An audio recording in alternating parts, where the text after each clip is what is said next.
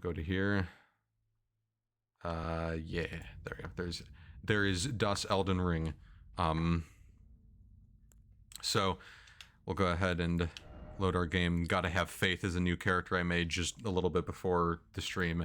That's gonna be another character I'm gonna level. And Power Stance here, 60 hours and 21 minutes is my main file. And like I said, I'm on the boss now, so pretty excited about that.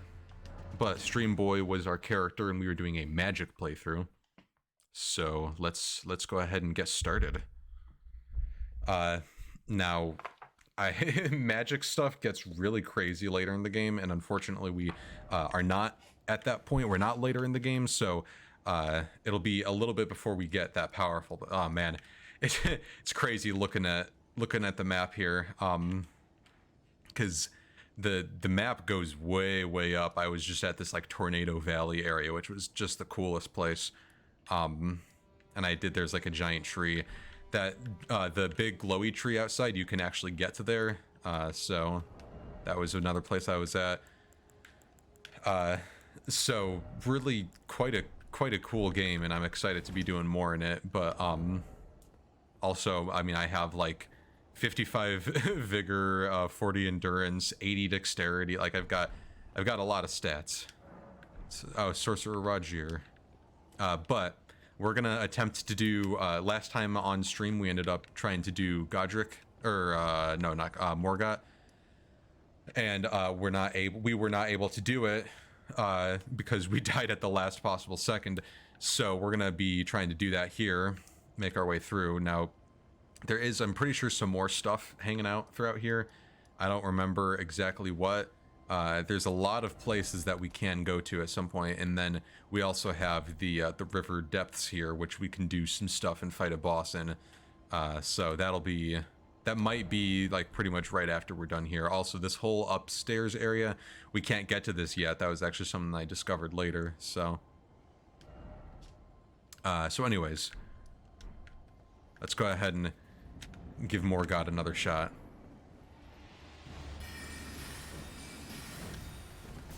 It's been a while since I've fought this boss, about 50 in-game hours. Although I guess that's not necessarily true. Without spoiling much, well, actually, I can't even continue that sentence without spoiling much, so I'll just leave it be. Oof.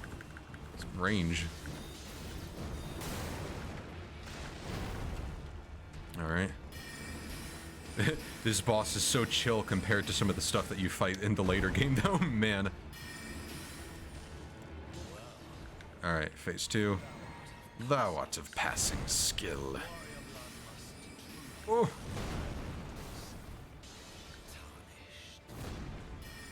Tarnished. Nice, interesting. So you can just kind of sidestep those. I didn't realize that. Oh, back against a wall. Let him do his charges. Nice. Oh, that hurt.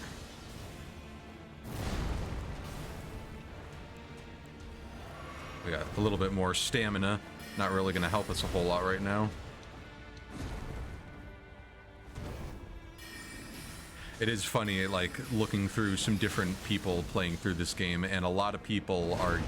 Like, for whatever reason, I just never use a shield in any of these games unless I have to, for, like, a parry or something. And so, like, seeing a bunch of people that they're like, oh yeah, my shield can't block this full combo. And I'm like, wait, you guys are using shields? Alright, my mana back. I mean, I guess, yeah, like, technically I do have a shield on right now, but I'm not using it, as you can see. I think it's actually possible to parry Margit, but I have never tried it, and I don't think I will today. No, I don't think I will. Alright, almost got him here. Ow. Ow. Rude.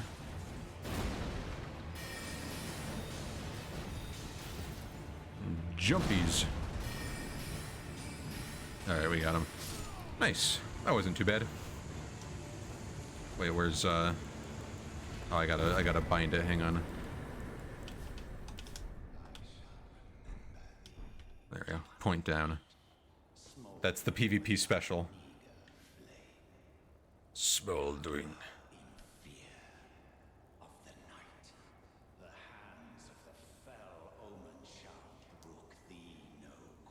Oh, my face is covered in blood. So yeah, so I mean, as you could hear by the dialogue there, the guy isn't dead. So, you know, where in the world? Oh, right in here. I'm pretty sure I already did all that, so I don't need to have that label. We can also go down south. Actually, we might do that instead of going straight through to the castle here. I'm not 100% sure, but we can get some levels now. Let's go and get some intelligence.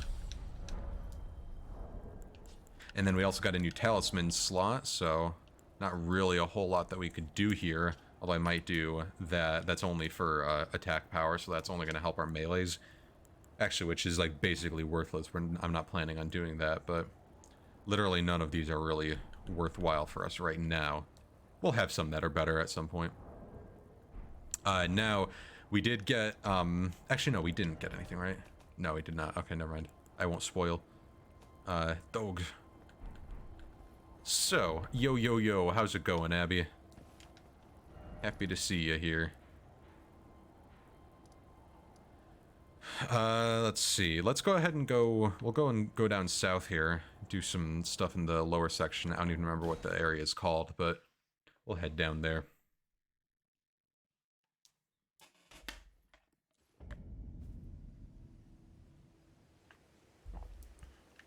You didn't, I guess you did miss technically. We did fight the A boss. We fought Margit the Fellowman, and he was the one that I died to at like 1 health last time I streamed this. So we got our vengeance. But otherwise I pretty much just started, so haven't missed much. Wow, what in the world is going on over here? There's a war. I'll just let them be. Oh my goodness, they're having a great time there. So I don't remember. I'm pretty sure there's a cave here. Either a cave or a catacombs. But we'll see. Could be wrong. Looks like I am incorrect. I'm pretty sure there is one somewhere around here, but must not be all the way down here. Whee! So there are some crazy areas in this game. Like I was saying earlier, I've gotten oh, what are these guys doing here? I've gotten I'm right at the final boss on my normal playthrough. I'll probably end up finishing it either tonight or tomorrow after stream, just because I'm like just thinking about it. I'm like, oh, I want to finish it up. And I can safely say, I mean, I've not only am I at the final boss, but I've also done pretty much every boss that I could find, including a bunch of like smaller bosses. The only things I've missed have been like some caves here and there, just because it's kind of hard to know which caves you have and have not gone to. But other than those, I've done pretty much everything that the game has to offer, I've fought every boss that the game has to offer. I definitely have not done everything, because this game, I'm at 60 hours and I'm almost done with my first playthrough, and there's so much more you can do in a playthrough. There are also a few more quests you can do that I haven't done, but yeah, the game is really, really awesome. I love it a lot. And it is interesting, the main story, like the main quests, or the main bosses, they're usually not as difficult as the full game all bosses. I've found some of the more hidden bosses are insane. There's a Millennia, is one I was talking about earlier, that, like, for me, it only took me about an hour's worth of attempts, but a lot of people have said it's taken them multiple days. I think Lobos Jr., one of my favorite Dark Souls games streamers, it took him, I think he said 14 hours to kill for the first time. So, and that's like, that's not like, you know, 14 hours in one attempt, like that's across all of their attempts. It was like 14 hours, but it's just crazy to me that a boss could take that much. And very awesome. Oh yeah, we were already up here. Very awesome to me. Because I mean, the best part about it is that it is actually a really fun, like really good boss, really well designed. And it's interesting because the boss itself has pretty low health considering the difficulty of it, and considering the or considering like the location in the game and everything, but does give, or does have like life steal, so all of her attacks end up actually leeching just a little bit of health, her bigger attacks leeching a little bit more, and that makes it a whole lot scarier because you can't really afford to be getting hit, both because that's going to make the fight take longer and because she also does a lot of damage. And then in phase 2, she does a Scarlet Rot, which is like just this really nasty ticking poison thing. So it's a cool fight. It's really fun. Really, really tough though. And it also kind of makes it harder if you have a summon. In some ways, in most ways, it's still easier if you have a summon, but like it does make it so that if you have a summon, they can get hit by her attacks because they never dodge, and so then she's just getting healed a bunch because they're just they're just taking everything to the face. Well, let's see. Okay, so that's something I want to get to at some point. Let's go ahead and let this lead us to somewhere. I don't remember where this one leads us to.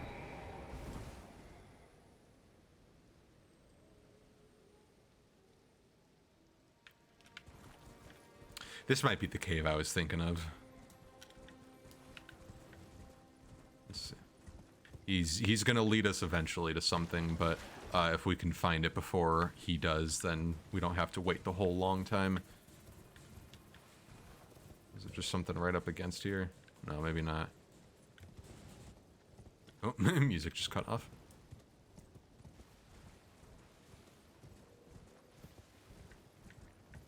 Ah. Right down here. Ah. You've been at my side all along. Oh, this cave is kind of rough if I remember correctly.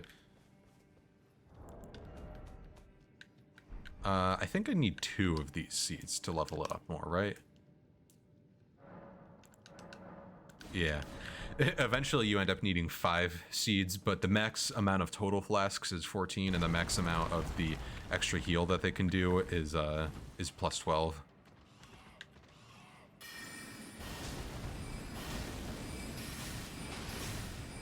Please get away from me, Mr. Rat. Rats. Rats. Where are the rats?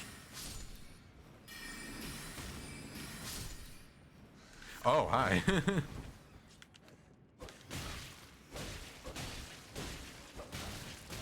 Ah! Leave me be. Nope. Maybe I should switch to two-handing. That'll give me the verticality that I need.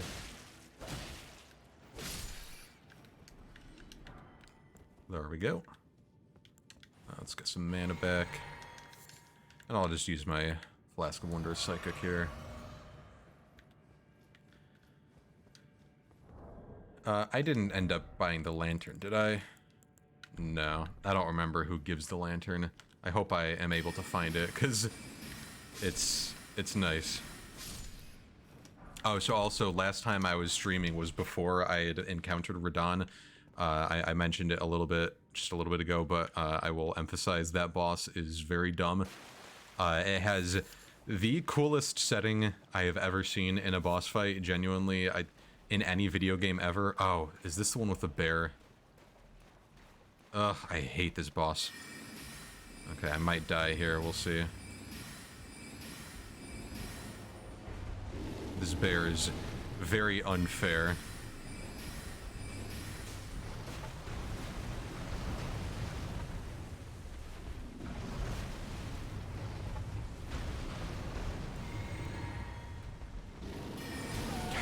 Yeah.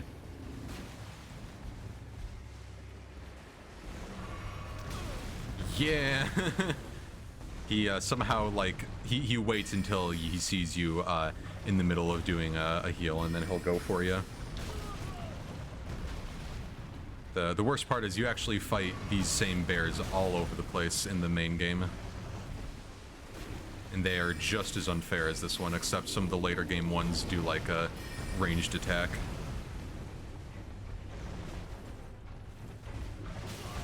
That thing, you literally can't react to it. I mean, if I can do this without dying, I will, but I am not going to be too upset about taking a death here, because I can be a bit more prepared.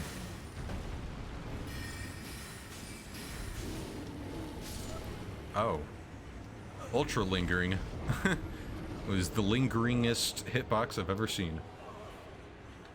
So this is one of the, this is one of those fights where I am going to use quote-unquote summons. I was doing air quotes in real life, even though you can't see those because I don't have face cam on. But what I'm going to do is my my ashes here. I'm going to actually do one of those because this is not a not a good fight.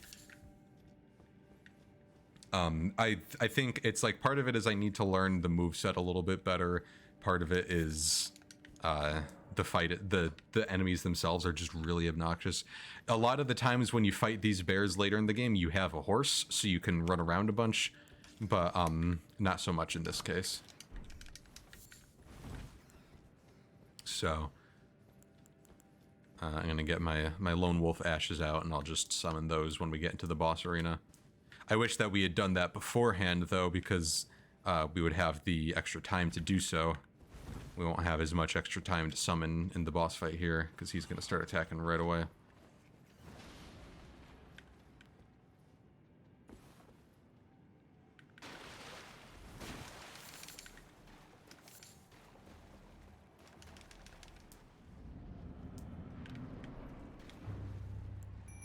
Alright. Go, my wolf companions. Ow. Not nice. Excuse me, sir. Are you kidding me? He's getting bit in the ankles by 100 little wolves, and he's just like, nah. This one guy who's just running. He's my target. Boo hiss. I was gonna say rip 1800 souls, but 1800 souls is absolutely nothing. That's like a third of a level. So, I don't really care about that. I think it is kind of interesting when you are first playing any Souls game, and I'm sure it goes the same for this game, but it definitely was the case in like Dark Souls 1, 2, and 3 when I was playing those for the first time, just when I was like less experienced with Souls, was it's interesting how much of a difference there is in how you treat your souls slash runes in this game. The wolves are playing with each other, because like at this point, even though like yeah, that amount of runes could be useful to get some more levels, it's not that useful, and I don't really care enough about it, because I know that they're not gonna, they themselves are not gonna amount to a whole lot. So, you know, I'll kind of just I'll kind of just let them go. I'm not gonna go out of my way to get them, especially because a lot of times when you go way out of your way to get your runes, you end up putting yourself in a more dangerous situation than if you were to just let them go. So it's kind of interesting, a weird little psychological thing. Please don't do your charge. Ow. Alright, attack the wolves. Whoa. Alright, one wolf down.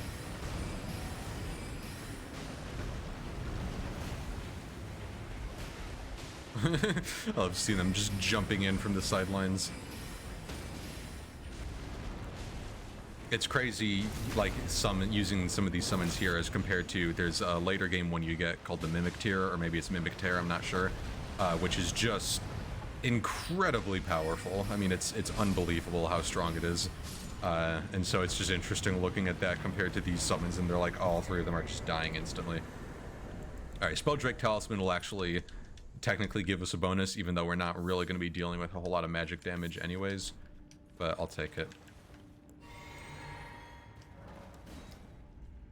All right, onwards we ride. I think I had made a mention of this, but I'll ask it again. If the audio is too loud, if the game audio is too loud, let me know, and I will I'll turn it down, because I don't know exactly I don't remember where I had it before. So if it's like perfect where it is, or pretty much perfect, that's fine. But you know, I don't want to have it that you just like can barely hear me over just, you know, bears just going like, blah, you know, throwing their arms around and everything.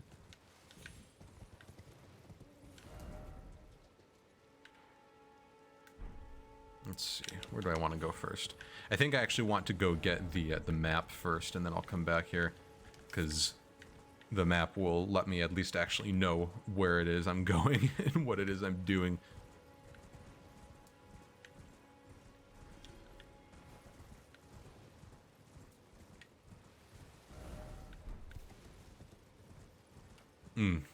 And we can come back here at this part of the wall. Actually, remember this. We can come back here at nighttime, and there's a special boss that shows up. Only shows up if you fight him at night. And there's actually quite a few bosses like that, where if, they'll only appear if you arrive at nighttime, which is pretty neat.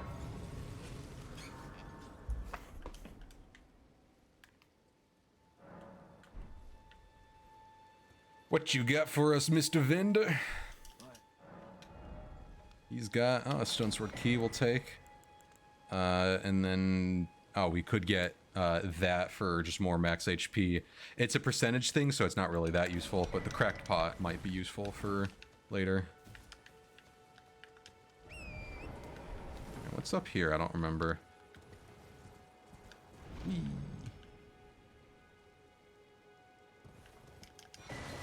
Oh, great turtle shell. That is actually very useful. We can't can't like use it for defense because we don't have enough strength, but I'm pretty sure it'll still give the bonus, which is it gives stamina recovery speed. So the defense of it is not going to work. I actually wonder, are we even able to like put it up as a shield? Oh, we can. Nice. Now this is also very useful to arrive at. I didn't remember that there was one of these here. So this one's pretty cool. I've seen a lot of people struggling with this, and I struggled for a long time on it too. Excuse me, Mr. Wolf. All right, never mind. Go on your business. They're just leaving. Okay, that's fine. Seek 3 wise beasts. So you can see here's one right here. I had no idea what you're supposed to do with them at first, but literally just hit them. So we have to find 3 of those. Now there was one. The second one is right here, just hiding in the shrubberies. Third one I had no idea where to find, and I sat here running around for like 30 minutes until not 30, but like 20 minutes, and then I accidentally found one because you walk in here and you see there's something rippling around in here. That's the third one. And then there you go. The way is opened. The way has opened. Now why is that useful, you may ask? It's not. It's just for a sightseeing location. No, that will give you one of these towers, and you're going to see a bunch of these towers throughout a playthrough. I never had any use for them in my first playthrough, but now I am going to have lots of use for them because they will give us memory stone, which allows us to have more memory slots, which allows us to do more magic skills. So, very important stuff. And we got a good sight to boot.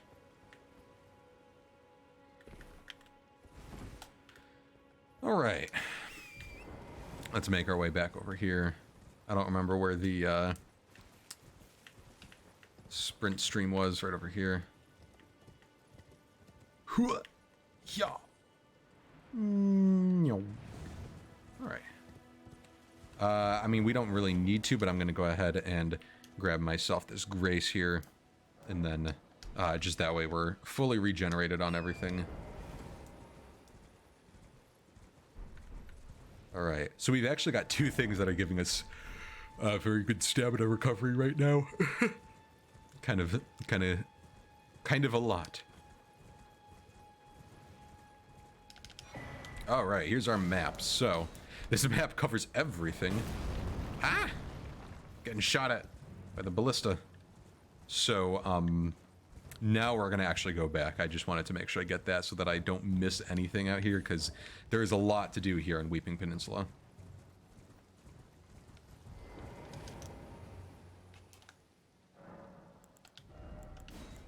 So, oh, we can use this now because we have enough faith. I forgot. Let's see, what does that look like? All right, let's go and give a shot at the nighttime boss. I don't know if we really should because this boss is, I think, a bit harder. But you know what? Let's live a little. How does Crystal Barrage do while riding on horseback?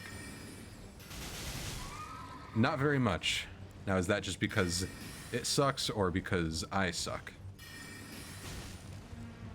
No, it seems... Whoa. Seems it was just because it sucks. But, this boss has a lot of health, so... odds are we're not going to really be able to do much here. Whew. My horse. Ow.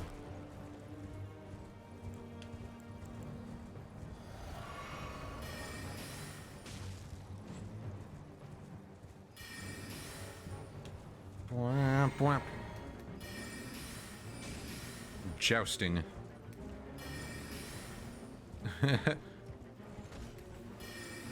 Yeah, I don't know exactly when you're, like, technically supposed to fight this guy or whatever, because, I ended up fighting him while I was a bit over-leveled, but not by, like, a whole lot.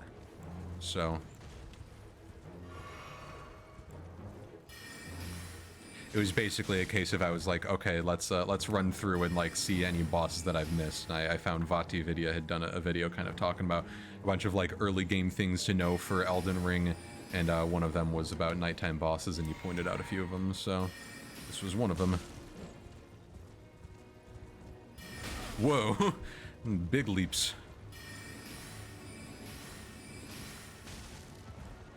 So I want to try and hit the rider as much as possible, because the horse will, like, if I kill the horse, it'll knock him off, but then you're basically supposed to do, like, a riposte after that, and I can't really do a riposte very easily. Like, I can, but it just wouldn't do a whole lot of damage. Whew.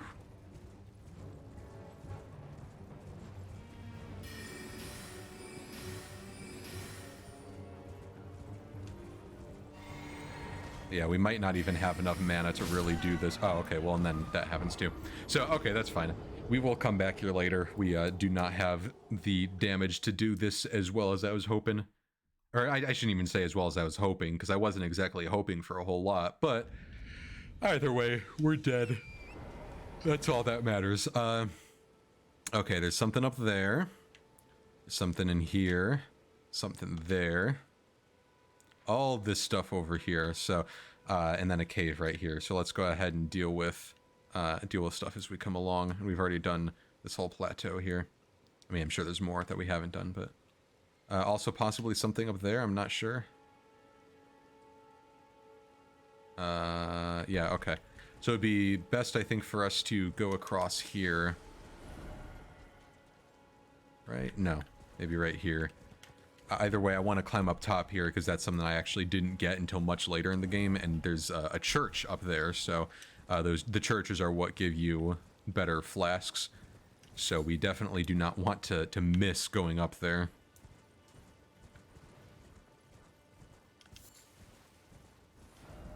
Let's see, was there... I guess let's get this thing first. Oh yeah, it's just a tower right there. So let's get that, and then move on. Move on. Lots of little enemies. Lots of poison.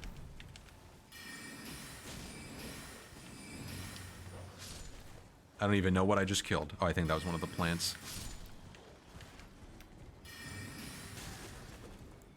How does Glintstone Barrage do here? Very bad. Yeah, that's not something that we're gonna be using much.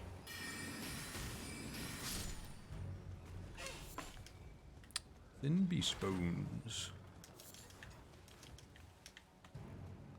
Some smoldering butterflies. So the smoldering butterflies are going to be kind of useful for us because they're pretty much our only source. They're going to be our only source of fire damage with fire pots. So we definitely want to be collecting a few of those. Was there? No, there wasn't anything on the main floor. This wasn't how we had to get in here, by the way.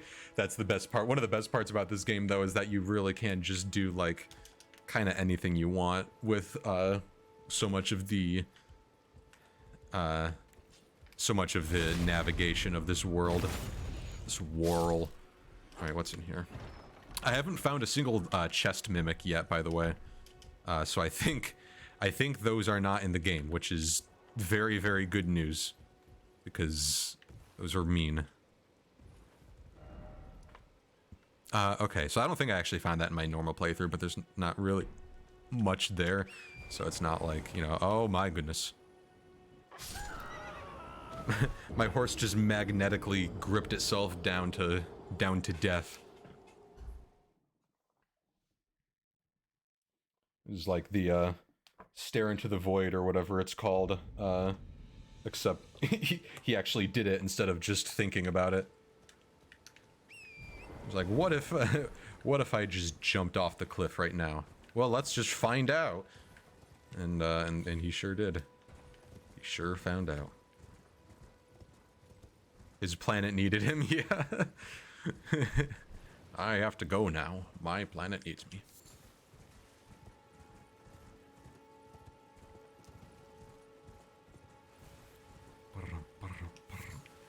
Is that one of those, yeah, I think that might be one of those statues that shows you the directions to something. So I'll have to check there in a second.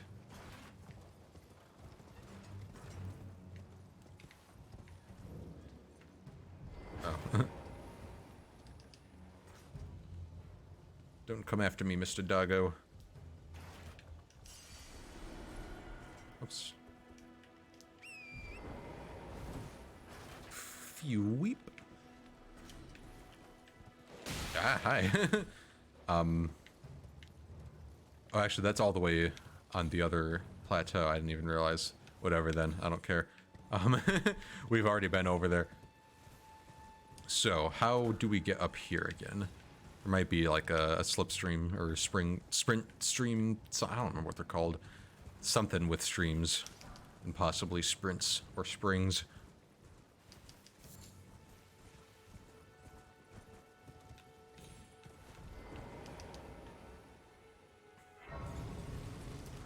Grace. Lost Grace. There are some areas in this game that I can already tell are going to be really nightmarish as a mage, as any sort of magic user. But there are also some areas that are going to be pretty darned easy. So I'm looking forward to seeing both of those and figuring it out. Alright, I need to find a way down there. It's not too difficult. There's a multiple paths down there. I think I can just even take this one down here. Can I just jump off from here? Will that reach? I think it will, yeah.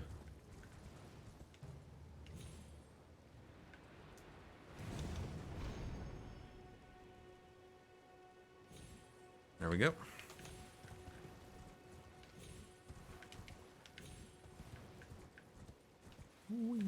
Oh yeah, this is one of the Amber villages. There's some areas in this game where all the enemies are like corrupted by Amber, and they're really freaky.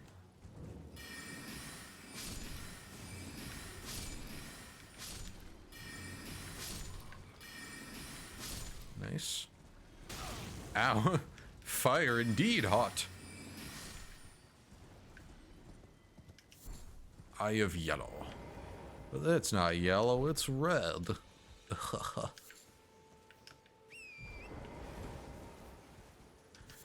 So like this part of the village is kind of sucktacular. You can see there's not really anything here. Yeah, but the other part of this village here, right over here, is the church, which we actually want to be at. Terria leaf is kind of rare, but I don't remember what it actually does. Alright, we missed the item and I don't want to just get trapped in there, so let's make another loop around.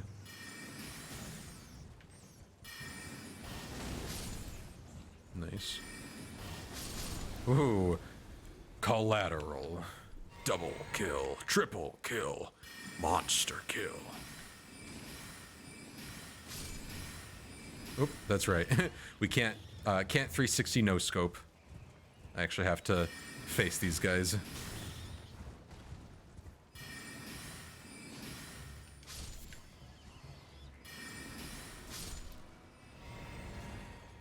Alright, we didn't need to actually kill all of them, but I'm glad I did, because they were scary. Okay, cool. Let's go down to the cave, I suppose, since we're right next to it.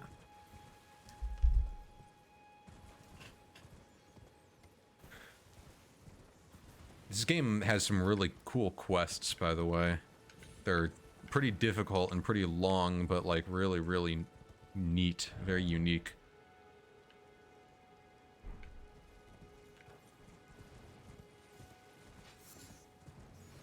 Let's see, was there anything else around here?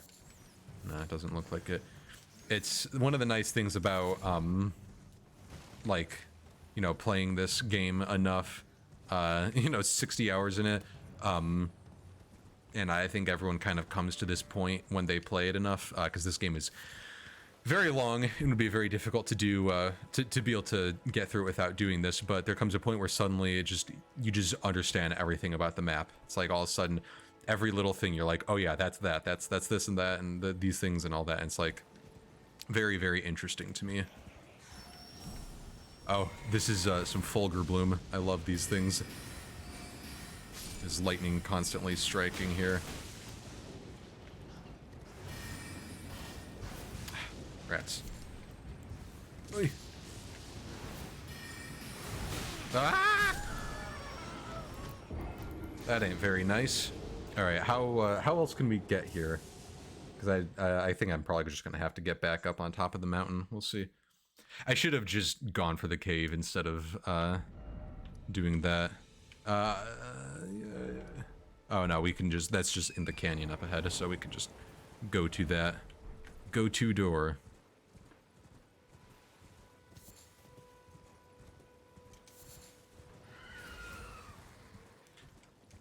So I'm getting a new controller soon, because so I have I have a controller that I love, like, very, very much. It's one of my favorite controllers I've ever had. There's no reason for me to do this, by the way. I just wanna leap into the sky. I love the controller very much, and it's been very, very consistent for me. Oh, can I not get to the to my souls? Might not be able to get to them. Well, whatever. Morn, that's a character from Dark Souls 3. But anyways, it's a controller that I really, really love, and the only difficulty, the only problem with it is just that it is, at this point, a few years old. And, I mean, I use a controller whenever I'm playing Dark Souls. Most people do. It's a very silly idea to try and do Dark Souls without a controller. Not impossible, obviously, but Dark Souls without a controller is really, really rough. So I really like being able to just use a really good controller. And one of the reasons why I really like this controller in particular is because it has reprogrammable buttons on the back. Just two. It's just two separate paddles, but you can reprogram them to whatever button you want. And so, of course, that works really well for me because I end up, in this game, in order for you to sprint while looking around, you have to do a little claw hand, which is obnoxious, especially when you're in the middle of combat and you need to sprint or dodge away while also looking around and everything. So, you know, I always hate having to do that. And so this controller with reprogrammable buttons was like perfect for me because it lets me do all that, and I could just use my finger on the back of the controller to do that instead of needing to move my hand in this weird shape. But I mean, again, it's just because it's been used for a very long time. It's just kind of getting worn down, and so I ended up needing to get a new controller. So the new controller I ended up getting was like pretty good at first. It actually had 4 reprogrammable buttons on the back. two paddles on each side, which was like, okay, that's cool. That's really useful. And I was excited about that. You know, I can get more ability things. I didn't end up actually really using most of them. I only used the one, and then eventually ended up using two, both that did like the same thing. And then this game I actually ended up using three because what I did one that was up on the D-pad, which is when I hold Y, that's my horse. So that way I could very quickly, otherwise I would have to do another weird like claw thing in order to keep moving if I need to suddenly get on my horse while I'm running, which happens a lot in this game. And so I did that, but the only real frustration and issue with that other controller that has all these extra buttons is that for whatever reason, on that one, the way to rebind things is by holding down the pause button. Well, so you can either do a macro, which is holding down the pause button and pressing one of the paddles, and then that will start recording whatever it is that you want to make your macro of. And for macro, that means like a sequence of button presses. And so if you were to pause and press it at the same time, that would happen. Or if you were to hold the minus button and press it at the same time, that would end up just rebinding to a single button instead of a macro. And so, like, that's all well and good. The only problem is, in this game, there are a lot of times when I'm sprinting and then I want to pause, or I'm sprinting and then I want to look at the map. And it's not exactly pressing them at the exact same time, it's pressing them pretty close to each other. So what that ended up meaning was that I was constantly telling it to rebind these keybinds, because I'd be running along and then like, oh, let's check the map.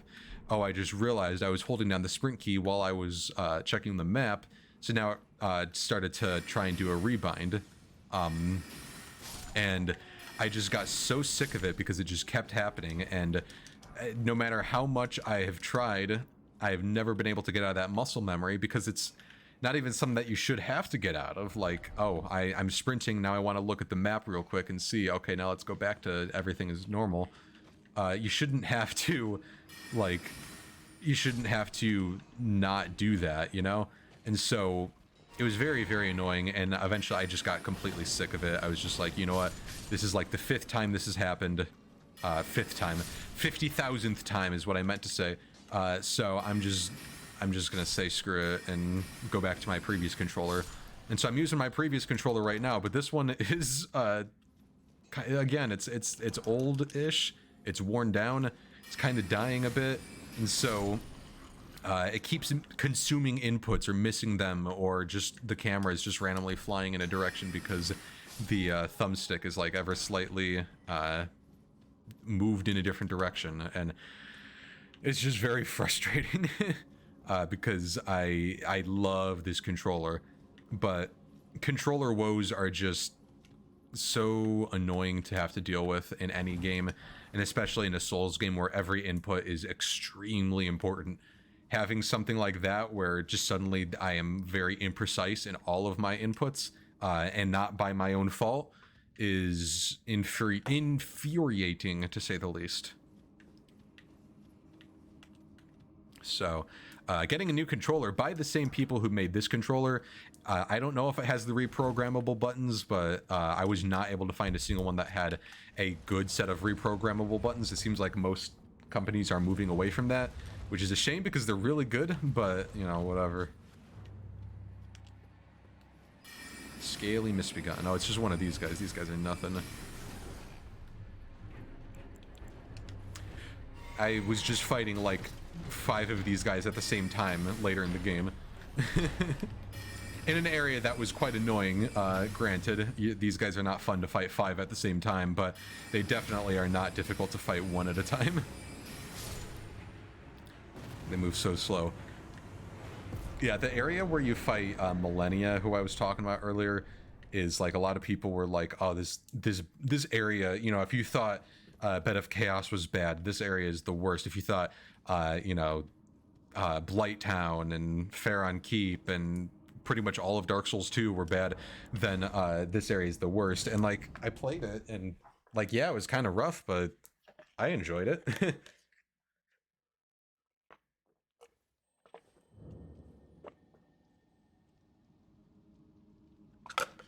But I don't know.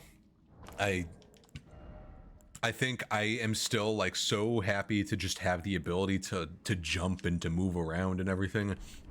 And so I think I'm just kind of like that whole thing, just that whole ability to me is kind of just like, oh yeah, that's fine if there's an area with like some awkward platforming and everything, or not awkward, but just some difficult platforming. I'll take it gladly. I don't mind. All right, I'm gonna run over here, pick up my souls, my runes, the runes, and then get out of here. Can I get this guy? Nope. Okay. And I can get him. Get my runes. Ow. Getting hit by lightning. Okay. Do I dare go through? Yeah, I dare. Gonna get this Fulgur Bloom too. I don't even know what exactly it crafts, but I want it. Oh crap, how do I get down? Lightning. So much lightning. Thunderbolts and lightning, very, very frightening me. Okay.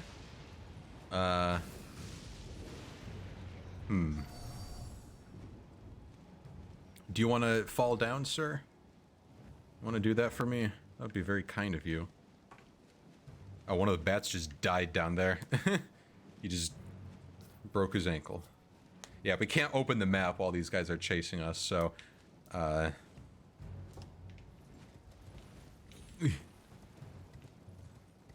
Yeah. Okay.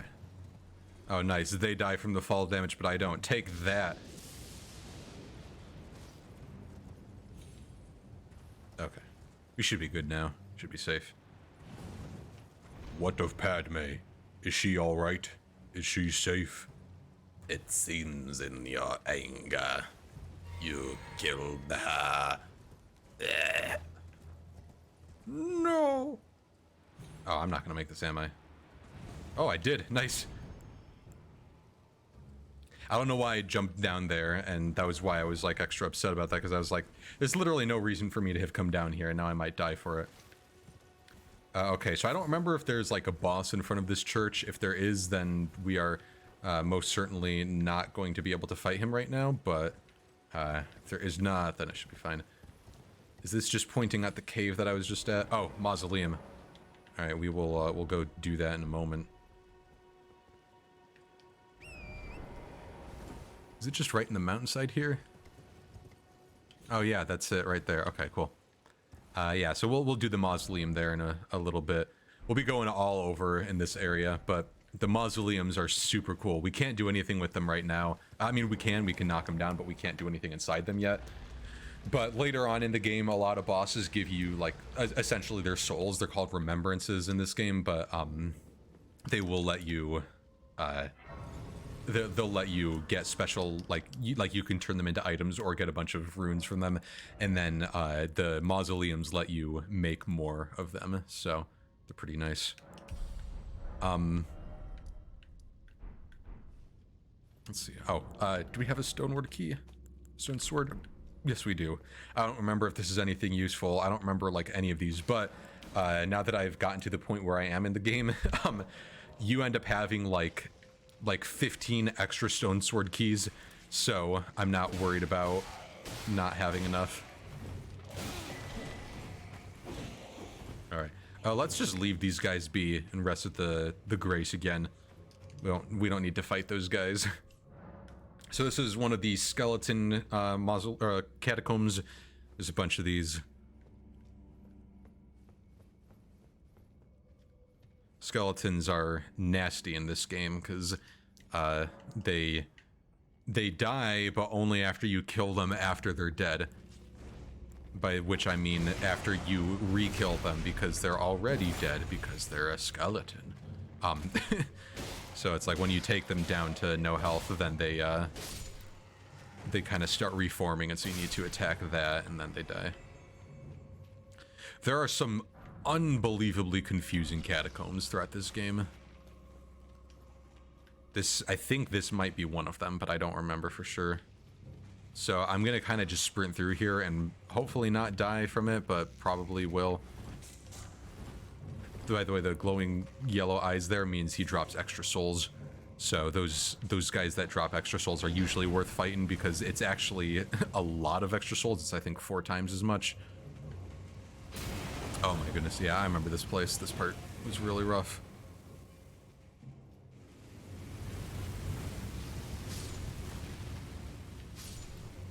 No scope. Haha.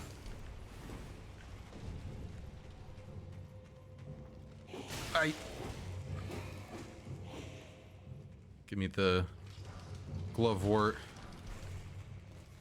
and prattling paint, which is basically this game's version of the of the thank you or very good.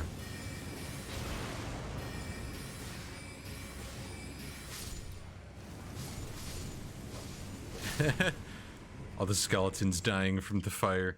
It's great.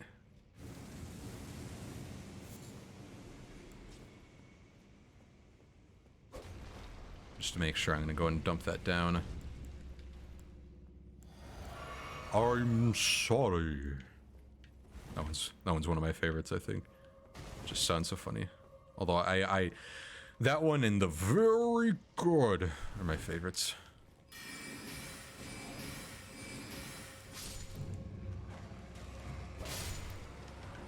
Huh, Palpatine.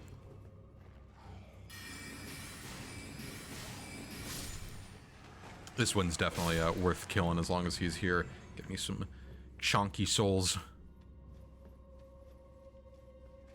Now I have yet to do. I'm very happy, very proud of myself for this. I have yet to do any sort of soul farming, soul searching. No, I haven't done any like soul farming yet because I don't really find it as necessary in this game as it has been in previous games because you just get so many souls and so many levels. The levels that you do get end up being very worthwhile for a long time, which is pretty cool because it's nice to have it be that like I can level up dexterity to 80 before it actually starts really giving a very small bonus. So it's pretty awesome that you can level up that much, but like even if you get it to like 50, you're still doing a ton. So, and you can easily get it to that along with a whole lot of other stats pretty quickly. Oh, this was a really cool boss. I don't know how easy or hard he's gonna be with magic. Oh, he's so creepy.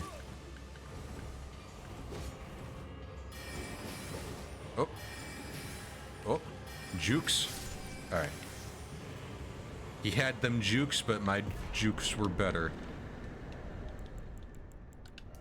I think these dogs are apparently really quite good. We may just use those until we get either the Mimic tier summon or the there's an archer lady that you can get later on. So we'll do either one of those.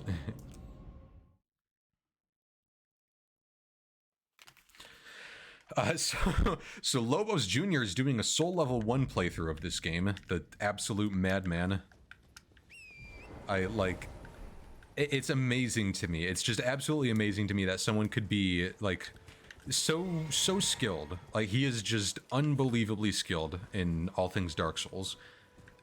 He could be so skilled that he is able to just go in on his second ever playthrough and do soul level 1. I mean, it's just, so for anyone who doesn't know what soul level 1 means, it means he's playing through the game, the entire game, every single thing that he can, although I mean, he might not be doing a whole lot of optional bosses, I'm not 100% sure, but it means he's doing the whole game without leveling a single time, which is just so difficult. That's difficult to do in any Souls game. Even Dark Souls 1, which is, you know, like the, that's the easiest one to do soul level 1 in. Even then, it's just insane. Spoken words of Queen Marika, if you wish.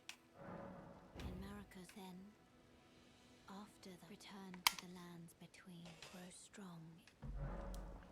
All right. Shall I turn? Let my hand share them with. Then shall we begin? Bet. This is gonna give us too much, I think. No, not. I mean, yes, but not by a whole lot. Okay. I want to get like 25 of that, I think. Also, we should probably go back. I think, was it Waypoint Ruins?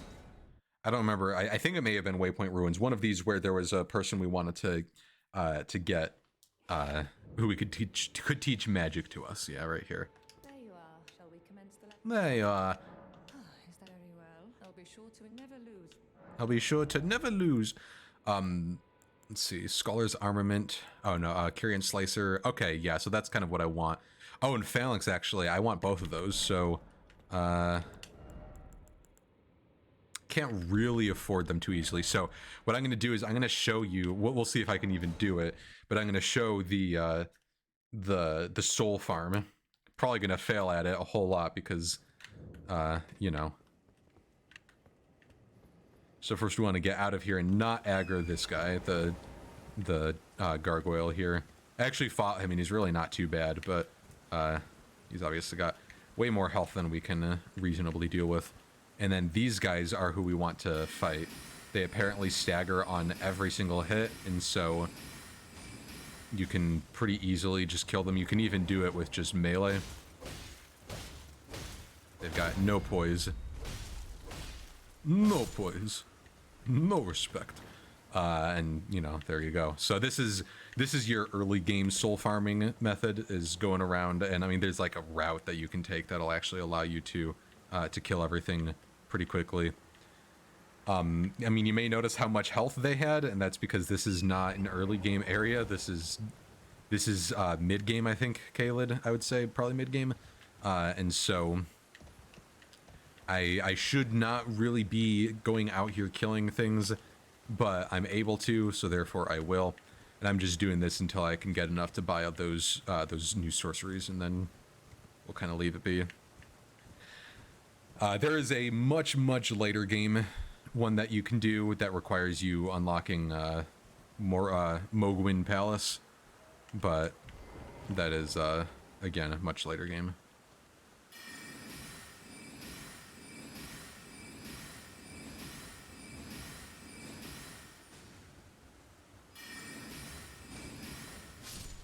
Nice. Yeah, so with magic, these guys are even easier to fight because they've just they stagger off of everything. Oh, and actually, look at that. That we can get another Estus flask by going out here. I just want to be careful. I don't want to aggro more than one of these guys because they may be weak and little, but in a swarm, they're terrifying.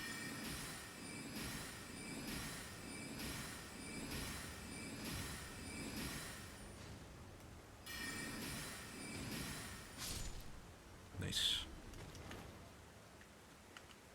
There's another one. Here's another one.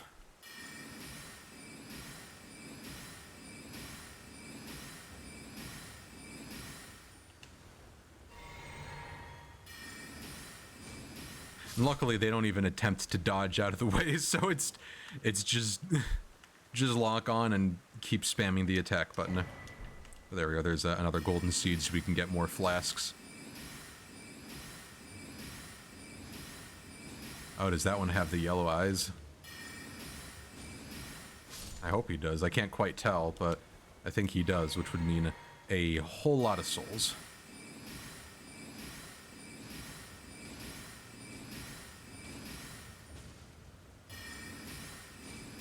Let's see. No, he was just a regular one. Darn. Regular.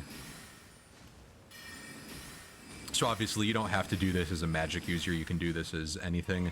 But magic will allow us to do all this from ranged so that it's the least possible scary.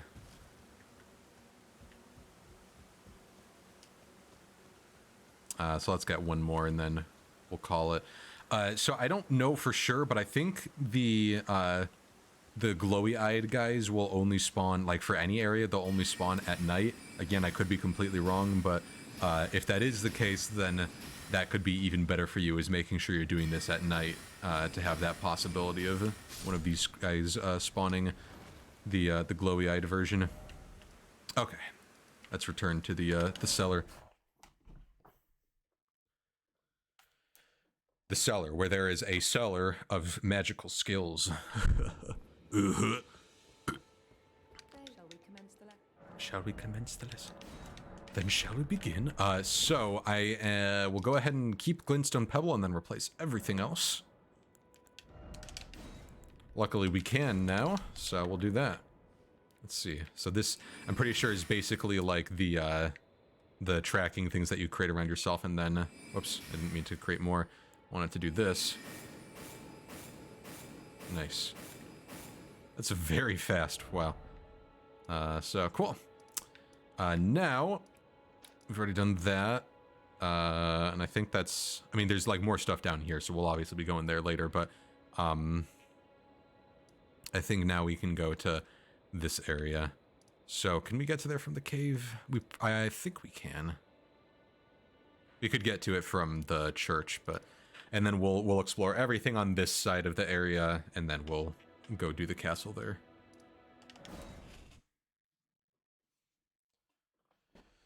Some of the legacy dungeons in this game, which are legacy dungeon is what they call the like castles. So like that Margot that we killed, or Margit, whatever his name was, the Fell Omen, right at the start of the stream.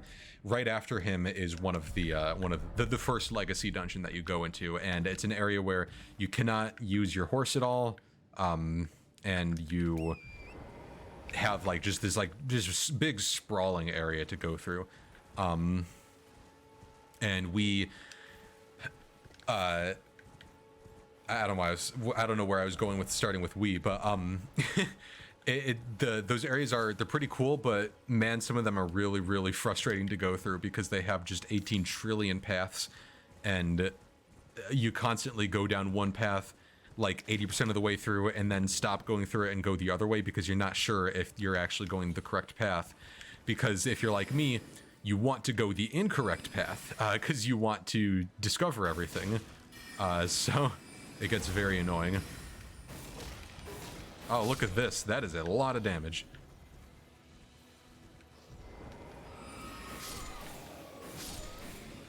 Nice. It's a little bit of a wind-up time for the first use, but after that... oh, that's, I think, just oh no, that is a special guy.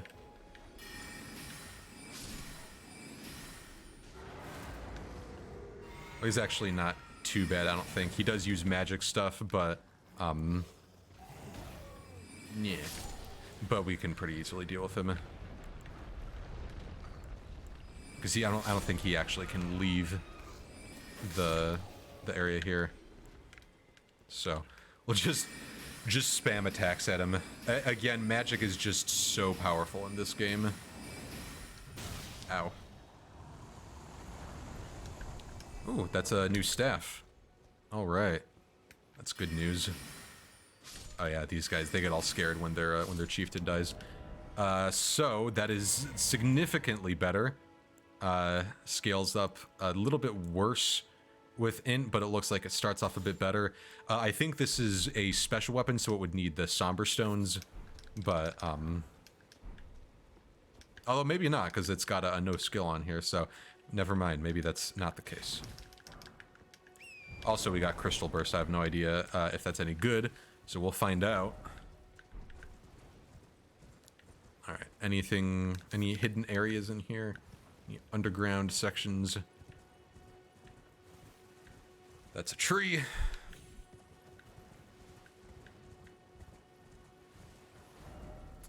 Oh, this will take us back up the path. Actually, which I guess is kind of where we want to go. So we want to do this tree next because we can. So let's make our way there. The trees are what give us more of the tiers. Those are what we need in order to upgrade our Flask of Wondrous Psychic. And there are some very useful upgrades you can get there. It's actually really cool. I think the Flask of Mixed Psychic is one of my favorite... Flask of Wondrous Psychic, sorry, is one of my favorite mechanics in this game, because it is completely customizable. It's really cool. Okay, nice. So We got a boss here. Boss. I think we're probably pretty well prepared. But, I mean, we can just stay on our horse if we need to.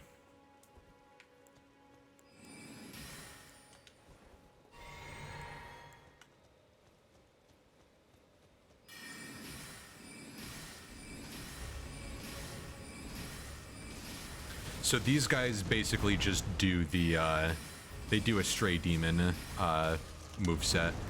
More the Dark Souls 3 version than the Dark Souls 1 version.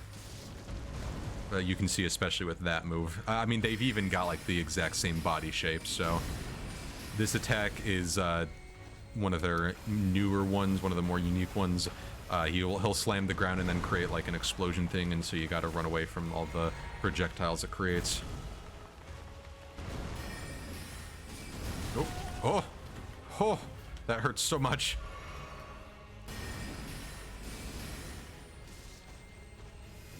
Run to the, whoa, getting stuck inside of a pot. Oh, okay, I'm glad I was trying to use a heal there, and I'm glad it didn't go. Yeah, so one of the problems right now is that the way that we are built, we are a true glass cannon. So I think the next thing I do, instead of more int or anything, might actually be more health. Because we absolutely do not have very much health.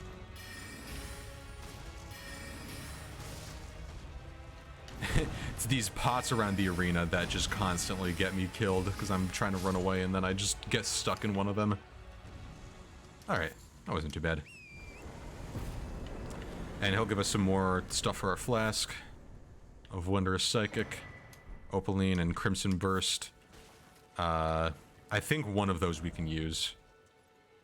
Like, I mean, like, yeah, we can use both of them, but... Let's see. Steadily restores HP over time, and then significantly negates damage. This is just for one hit, and it's only if it happens within a short time, but, I mean, that's still pretty sweet, so... Rats. Someone singing? Oh, actually, I think I know who it is, and I don't think we are prepared to fight them.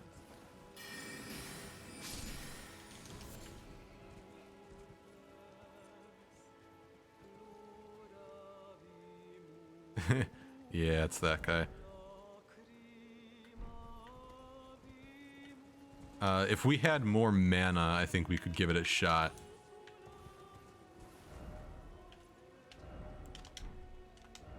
Let's do that. And just take a look around to see if we can find a rest spot.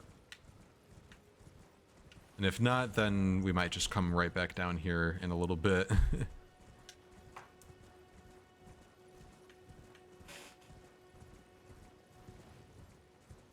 Yeah, looks like there won't be any, so that's fine.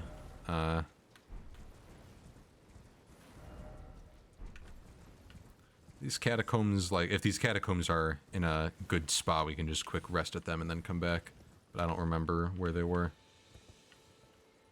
I think it was, like, right down here. Yeah, so it should be fine then. We'll just do that then. Because I want to kill that guy. He drops, a bunch of souls, like an item that gives a bunch of souls. Oops. Actually, I've never used one of these. Let's see, what do they sound like? Oh, that's spooky. Hello. It's not as good as hello or thank you. Alright, let's get to 25 mind and then we'll start doing some health. There's absolutely no reason for this, but I always level in like 5s. I absolutely do not like leveling things to like 67 and then leaving it be. The only time I'll do that is with health in Dark Souls 3, and I think in Dark Souls 1 it's around this, but in Dark Souls 3 health kind of stops getting as much of a benefit at 27. That's its first soft cap. So in this game, I think its first soft cap is at like 60, so there's no worry on that. All right, I forgot I can upgrade to one additional flask. I should probably do that soon. Alright, let's check. Was there anything else out here? Bunch of fire. Ah, there's the mausoleum. So cool. So cool. I love them. Okay, in the meantime, I'm going to start labeling some stuff again. 2, 3, 4. Then I'll label again when we finish off this guy here. Dong.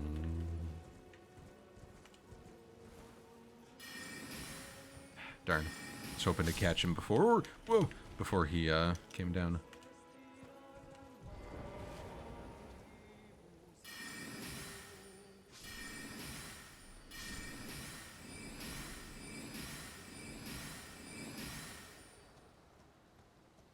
Yeah, so these guys you got to be a bit careful with because they can do poison and they also just attack really fast. Also apparently just outrange everything. Nice. Okay, cool. So is he going to actually drop the high soul item? Yeah, Golden Rune 6. Which is not as much. There's some of them later on that drop like 9s and 10s, which is like pretty decent, so. Okay, and then... I guess up here. So we're kind of just aiming to explore basically everything that we can at the moment. Because there's so much power that you can get from all of this.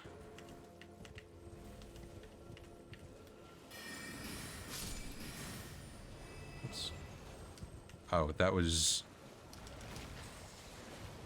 Oh, yeah, that's right. There's something hidden there and I can't... I have to attack it like this, I think. Right? No, I don't remember. There was something special there. I don't remember what it was, but whatever. I do not feel like fighting one of those big guys. They're ultra tedious. You guys alright?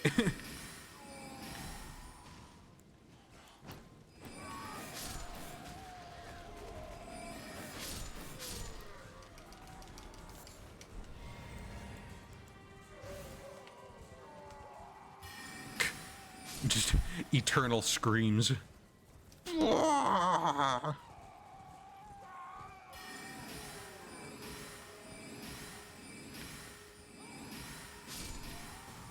That's a whole lot of wasted mana right there. Okay. Oh, jeez.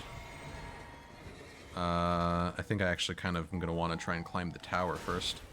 That guy's going to be shooting at me. Oh, that's right. The eternal screaming is from the guys that are hung up there. I was like, why am I still hearing all this screaming?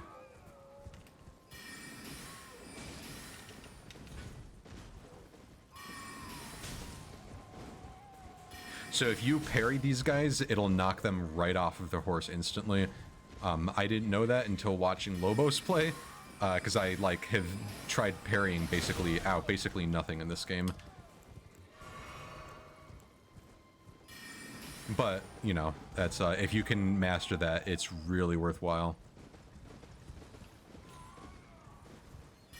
Jukes. Alright. Got a shield. Nice. I love it when you kill stronger enemies. This is like one of the other nicest things about this game. When you kill stronger enemies, it gives you back some of your files that you used. Your flasks.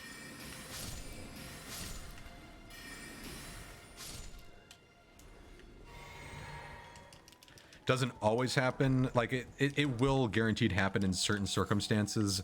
It's not like it's a random chance, but the circumstances, like, it's basically whenever you kill a group of enemies or a really strong enemy, and the strong enemies, it usually happens every time, but the group of enemies is kind of hit or miss on if it actually applies. I think it's the developers have to actually, like, manually say, okay, this grouping here, this is a group of enemies, and this grouping here is not. Is this a teleport chest? Yep. Let's see where does this one take us?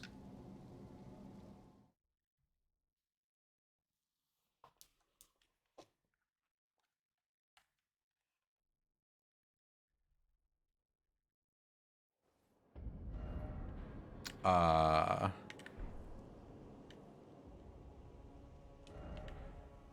I didn't realize this was so far up the map. Okay, this area is actually very, very important for later in the game. Well, I guess I shouldn't even say very, very important, but it is used later in the game, and I found this my first playthrough and sat here for so long, like, this area has to be useful for something, but that giant there will wake up, and he has a boatload of health, so we are absolutely going to try to not fight him. I'm pretty sure he'll one-shot us, so we gotta, you know, be careful. I don't know why it just gave us a bow tutorial, but over there's one of those warp towers, one of those little warp gates. We cannot use it right now because it has to be connected. So, okay, good. Oh, not good. Yeah, better use my mana thing. All right, I want to get those souls, or those runes, so I'm actually going to go back and grab them, but it shouldn't be as difficult since we're not going to be opening the chest, but we'll see. Worst comes to worst, we lose 1,200 runes. That talisman that we got, by the way, will give us health regen, which is not the most useful because it's not a whole lot of health regen, but it is health regen nonetheless, and I don't really care too much for the magic resist at the moment. By the way, I fought this guy, and he doesn't drop anything useful. I don't even know if he drops anything, like, at all. But it is absolutely not required, and honestly, I would say not recommended. Especially when he can almost one-shot you. Alright, cool.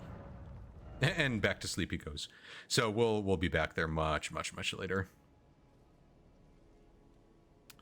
Okay. So that was this tower, so now I want to go back there. Actually, let's make my way up first. Let's go from 3 and then to 1.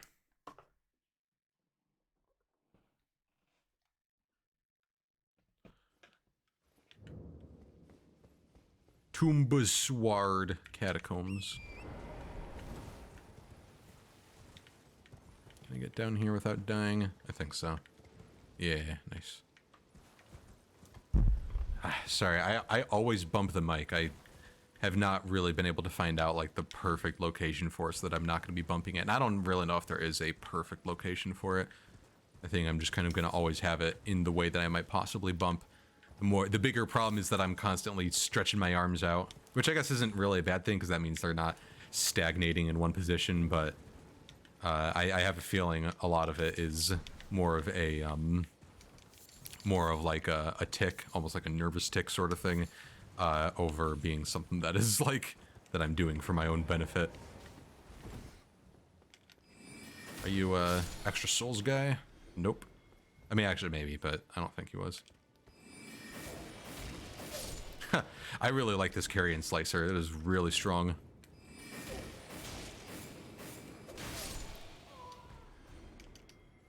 Actually, does carrion slicer change if I two-hand? No, it does not. Cool. That's good. The Frogut is also cursed. That's bad.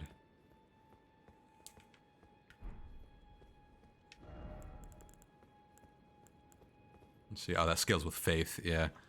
So I've never actually used this because I wanted to use scythes, but there's not very many in the game, and so it's kind of just like, eh. It doesn't really feel that worth it to get such a, you know, a faith upgrades. So this is a gel you can only activate by using one of the swords here. We will do that. I don't know if we're going to actually fight this guy. If we don't, then we will just come back here later. But we still have one more key. And I think there are more that we can buy. So there's another church. This one is the 4th church. Gives us another sacred tier. So now there are 3 churches in this area. I didn't even think about that. That's crazy.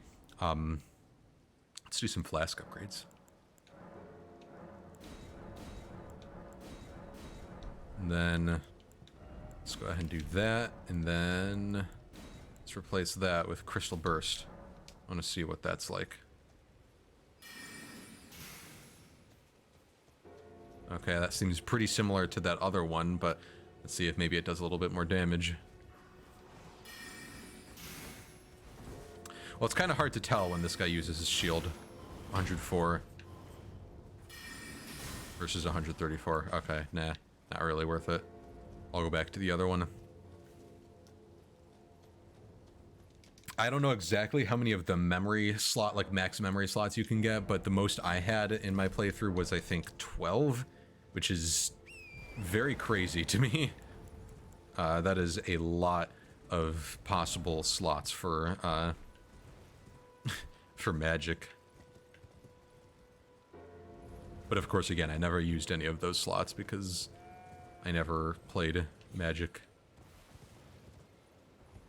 I don't think I checked the shoreline here. I may have. I mean, not in this playthrough, I haven't, but...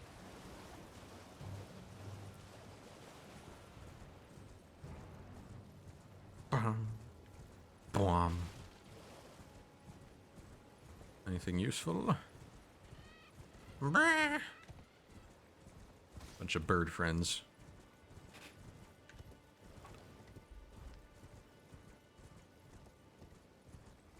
Oh my goodness.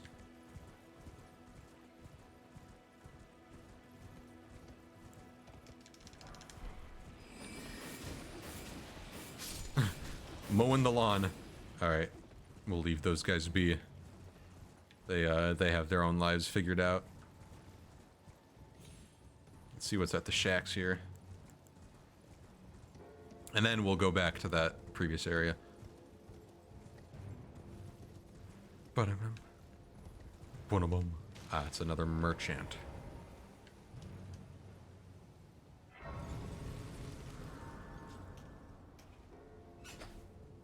Stephen Merchant, one might even say. But I wouldn't. Three of those, that's nice. Walking mausoleum. Oh, okay. I don't think I actually found this guy. He does give a lantern, that's good. I don't think I actually found this guy before, so I didn't, I figured out the walking mausoleums on my own, which I'm pretty proud of.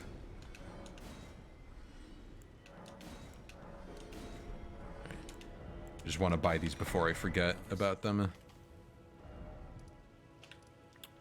I guess let's go ahead and check out. Whoops, let's check out 4 over here, as long as we're in this area. Dong. There's one of these walking mausoleums that just shoots off a bunch of magic stuff at you, and it's crazy. It's so cool. Oh, whoops. I don't want to go up here. I want to go down here. Down here. Just some grave sites, which is very useful. Every time you find one of these, they have a boatload of runes. Usually not amazing ones, but the later ones have better runes. So a lot of times, though, they're also filled with a boatload of enemies. So let's just go for 2 as long as we're going on this way. Maybe I'll knock down this mausoleum too so that he stops donging. Dong.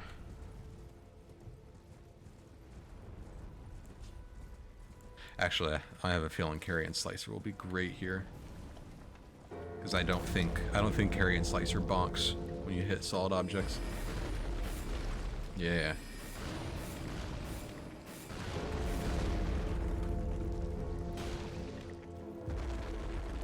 Only goes to the right though, so I gotta make sure I'm going on this path. So the way to defeat the walking mausoleums is to destroy all of the crystals. I shouldn't even say all, because you don't have to destroy all of them, but it's to destroy the crystal, or the skulls. And you'll know that you've completed enough, because the mausoleum will suddenly start going down. Oh my goodness, like that. We'll get hit by a bunch of falling rocks too, unfortunately. Ideally, you'll be in a better position, but, and then he starts going down.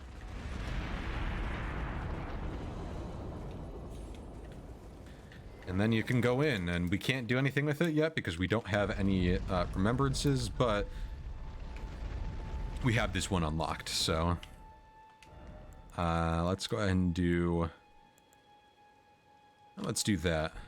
We'll have that be the icon for mausoleums. So a mausoleum can only do one duplication, but the nice thing is you don't even have to have the soul in your inventory. You can just duplicate it as long as you got it at some point. So if you end up using the soul and then you're like, oh crap, I actually really wanted to try one of those things that it had, then you can just go to a mausoleum that you haven't used yet.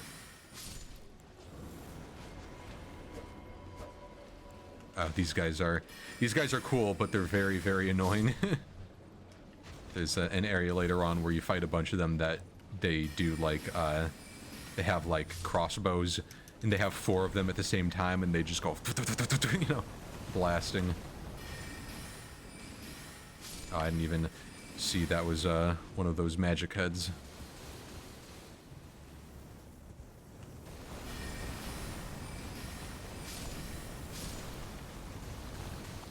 He's really going nuts here.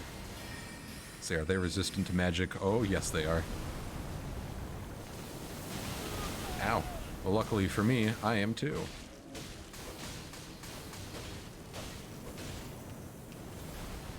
Not really, but I mean, I am definitely stronger against magic than I am against physical stuff.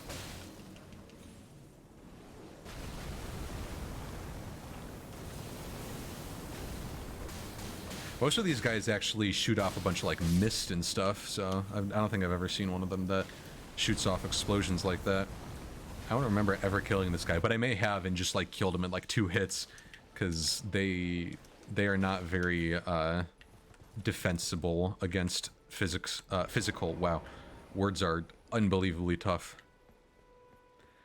Who even speaks English anymore? Am I right? Oh, yeah, no, I have been here. I don't know what this person is. She gets all like scared, and she's like, I'll do nothing, bree, and then, but like, I think that's the same person that we were buying our spells from, but I don't know, because I don't know why she's here. Because if we go back to the other place, she's just going to be back in the other place. So it's a little odd. What's this ambush shard that we got? Strikes from behind with projectile fired from a distance.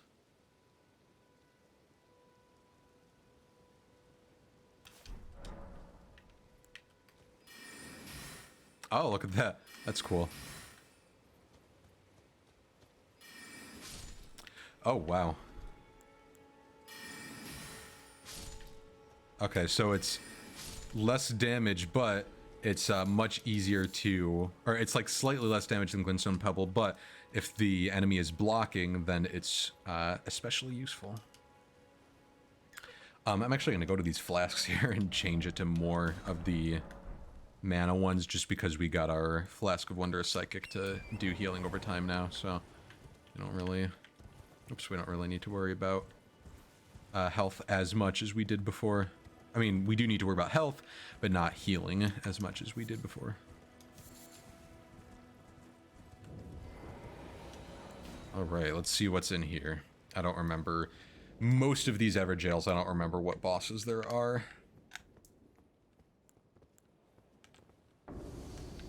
Oh, it's this guy. Alright.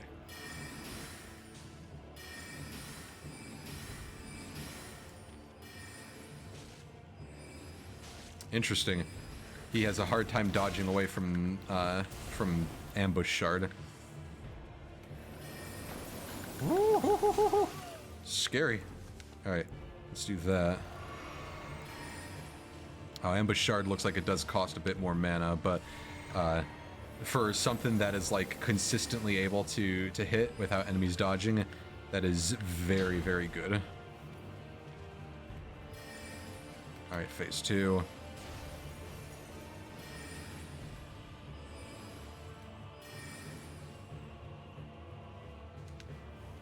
Just want to keep my distance. Luckily, he spends so much of his time doing his anime walk over here, his dramatic anime walk.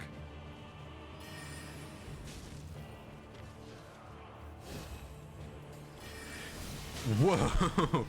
That was quite the charge.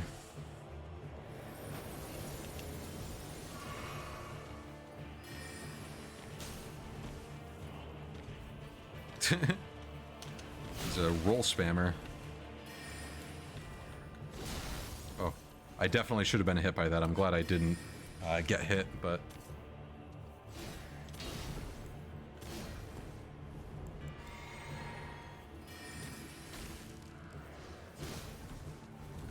If I wanted, like, maximum damage, I actually think it would be best for me to be, doing... Whoa. To be doing, the sword attack thing, but, I would rather play it a little safer. Nice. Okay. That wasn't too bad. A little scary, towards the end, but... Ooh, Radagon Scar Seal. So that is not useful for us, but if you are playing any melee build, that is one of the most useful things that you'll get. You get a later version. You can get a later version that's even better, but again, not useful for us. But what it does is it raises your vigor, your endurance, your strength, and your dexterity, but makes you take more damage by a pretty significant amount. So if you're doing melee and you can, like, you know, wear a bunch of like really heavy gear and everything, then you should be just fine. Okay, so let's go back here now and just head south into the dungeon. Enter the gungeon. Oh, and I guess level up. All right, so now we're gonna start focusing on leveling health for a while. Oh yeah, let's see. I guess I want to check out what's in there. But there's not actually, maybe I'll check what's on the beach. There's not actually anything really more that I want to check out before going to the castle. So let's just make our way down. 3 is our last area to go to, but 1 and 2 we can check out and see if there's anything special.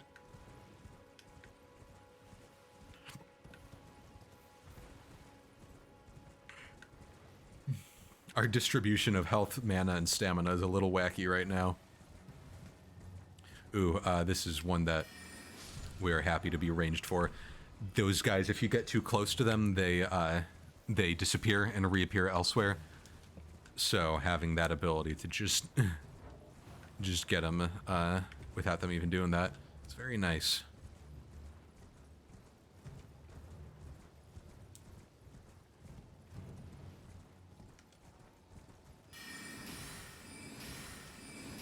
Yeah, this is one of those guys that we fought as a boss earlier in one of the caves. Except he had a little bit more health in there. But I do mean just a little bit. It really wasn't a whole lot more. Ah, jeez. A bear. Gadzooks.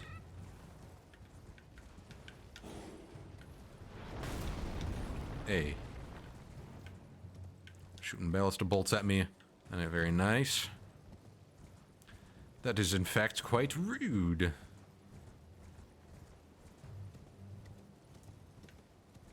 There's lots of bears around. Bears. Beats. Battlestar Galactica.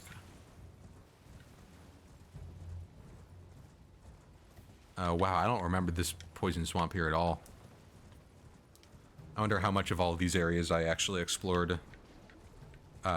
So for the longest time I didn't realize what, like, I didn't know how to read the map to know what would lead me to, you know, there are certain, like, areas that have a map of the region so that you can actually see where it is that you're going. And I didn't know how to read the map, so I didn't know that you could, like, you could see where those were before they had actually filled out your map. And so I was always, like, you know, just wandering around trying to find anything. I was like, man, this map is, like, impossible to find. How in the world am I supposed to do this? But it's not impossible. It's actually quite easy.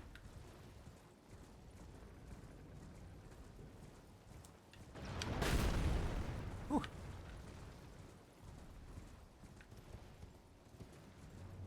When I'm not in combat, I'll try and show you, but I can't really do anything about that with this bozo shooting arrows at me. He sees you from across the map, so...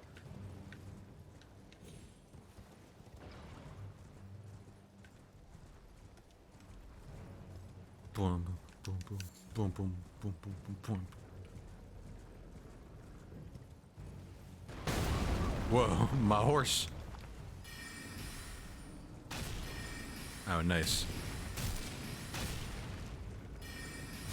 I wasn't sure if hitting him in the weak spot would do anything if you did it as magic, but apparently it does. Alright, so, like, with all of these maps, this indicates that it's a, an area where you can get a map, and that will fill out, like, this whole region. You know, this one too, this will fill out, like, this upper region. So, very helpful for when you're going through this game. Don't be like me and not realize that was a thing for a solid 35 hours of the game. Until all of a sudden I was like I... Yawn, sorry. I was trying to figure out how in the world people are, like, getting these maps. I'm like, these things are so hidden. And I looked up, like, the location of one of the maps because I was like, I'm tired of running through here while having no idea where I am. So let's just look this up. And I did, and I was like, wait a minute. That area is, like, right next to that, that indicator on the map. Wait a minute. That indicator must mean that it is the map. I'm the map, I'm the map, I'm the map, I'm the map.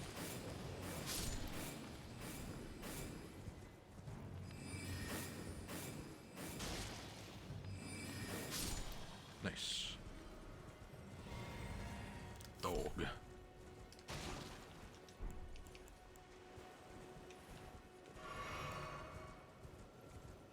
Die. Oh.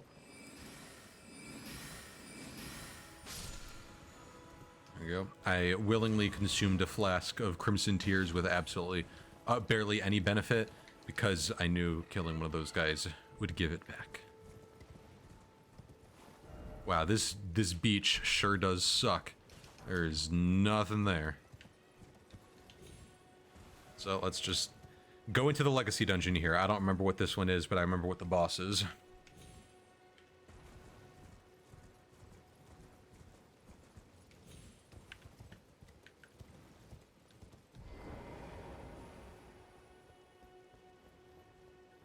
I don't remember if this one was as confusing as some of the other dungeons, but we'll see. I don't even know which one of these would be best for me to be going for first. Maybe this one, maybe one of the other ones. We'll see.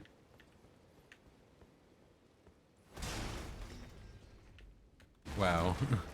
Wow, look, nothing. Is there like an invisible wall in here, or is there literally just nothing? Yeah.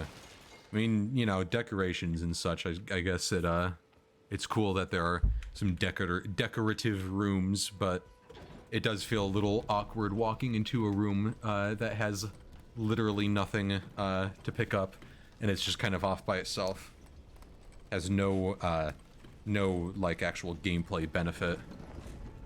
But it does have an aesthetic benefit, so I guess that's reason enough.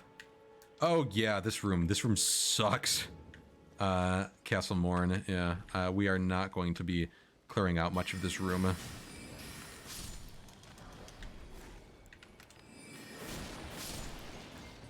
Because there are way too many enemies in here.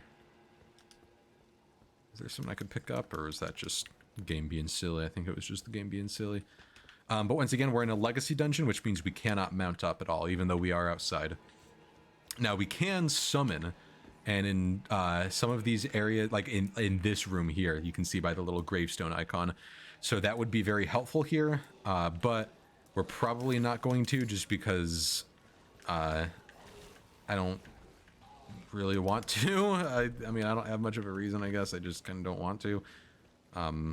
So there's a lot of stuff to do in this dungeon, though, so we're going to be coming back to a lot of these areas.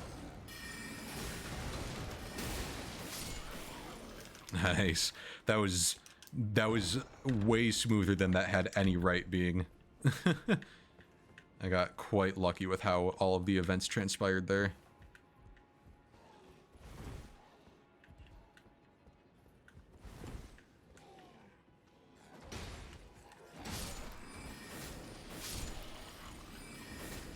That poor guy, he was just sitting here and those two were just bullies.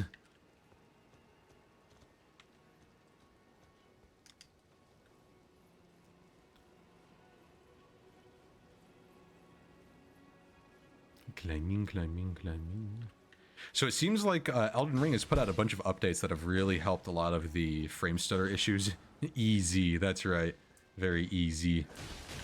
So I'm pretty happy that I haven't had like any real frame rate issues lately. I had very little anyways during gameplay, but especially now I'm barely having any. So I think there was like one time today, earlier today, that I noticed it.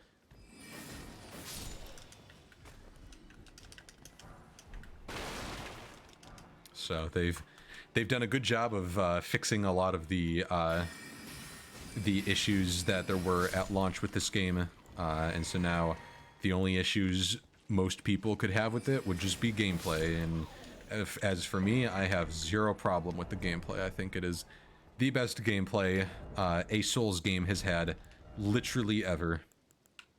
Literally the best gameplay I have ever seen.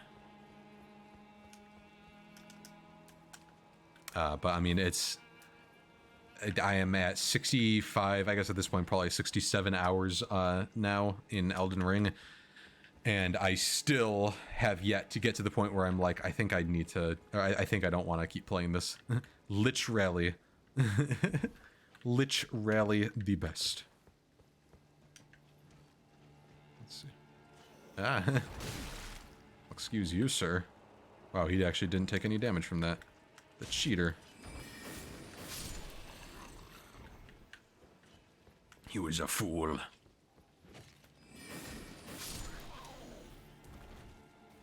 Ooh, one of these guys.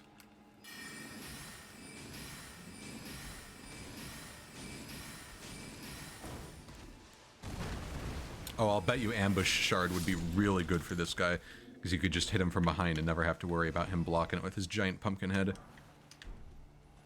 Alright, I don't think there was anything else out here, but I'm gonna do a quick little sneak around the outside to see.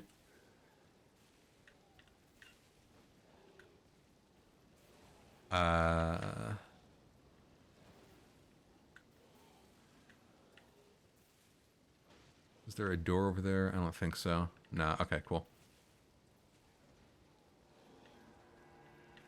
I'm sneaking because I definitely do not want to aggro these guys, although I could definitely deal with them, considering it's only 2 hits with Carry and Slicer, which is awesome. But I really would rather not have to just deal with them at all right now.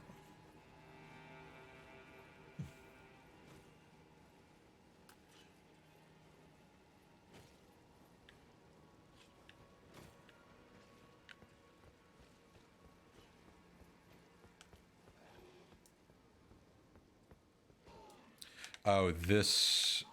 I seem to remember this part sucking quite a bit. I don't remember why. So I'm gonna take it a little slow and careful. Yeah, that's right. There were multiple of these guys, and they just sit there spamming ranged stuff at you. So, when I have ranged of my own... it's the suckiest suck that ever sucked. They were the suckiest bunch of sucks that ever sucked. I gotta go, my darn wiener kids are calling me.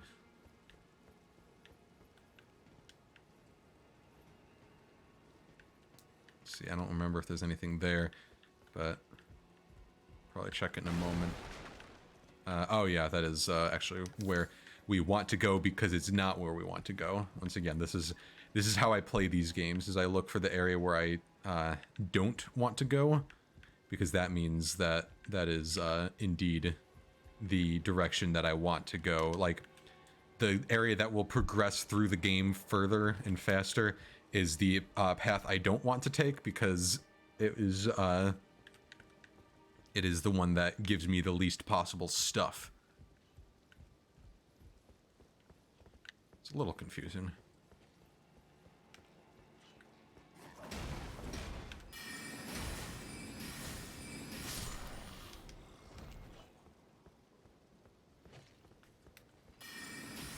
One of the reasons I have so much trouble playing Skyrim sometimes is because I just spend all my time going back and forth deciding like, oh, hey, is this actually the path I'm supposed to go on? No, maybe this is. No, this. Maybe this is. And it, it gets painful, to say the least, because I go back and forth at least 100 times. By at least, I mean greater than. No, not really, but I mean, I do go back and forth a lot.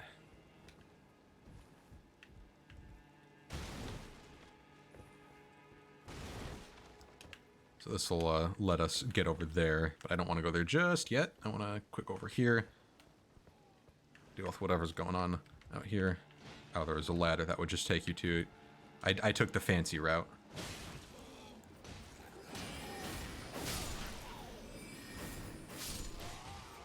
Luckily, this carrion slicer does magic damage, so whenever they're using their shields, it does really, really well. Because their shields are good fizz block, but not necessarily good magic block.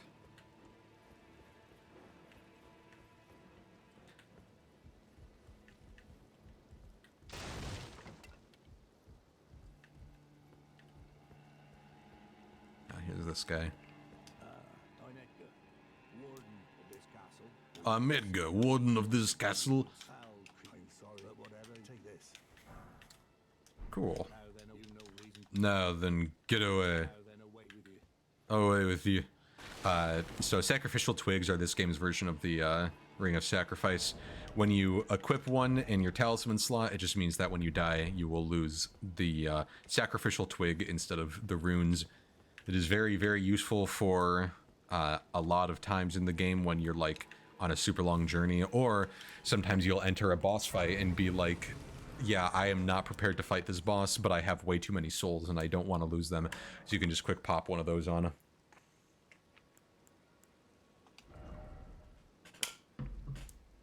I just wanted to make sure we didn't get any new spiels.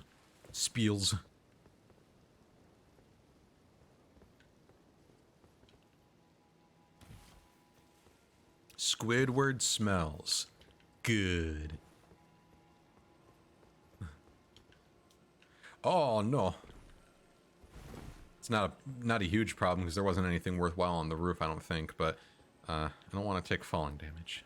Because falling damage is cringe.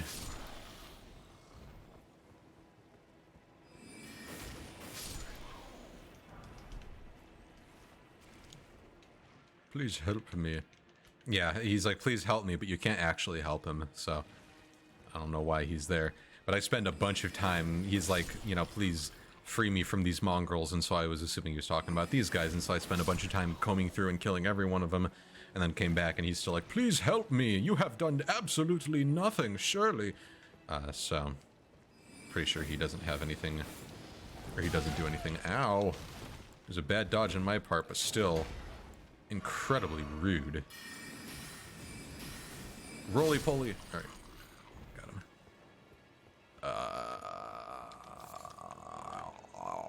Oh yeah, we're supposed to go down to that roof, so we'll climb up here first.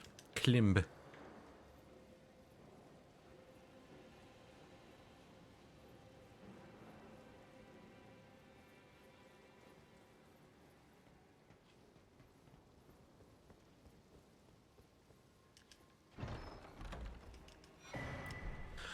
Twin Blade Talisman was very, very, very good. It is very powerful if you're using a Twin Blade especially, but what it does is it makes the final hit in any sort of chain attacks give you, or do extra damage, I think like 20% extra damage, which is kind of crazy. But with the Twin Blade, it means like whenever you attack with a Twin Blade, you do like one hit and then your bigger hit. And so it just makes sure that that bigger hit is always going to be very big.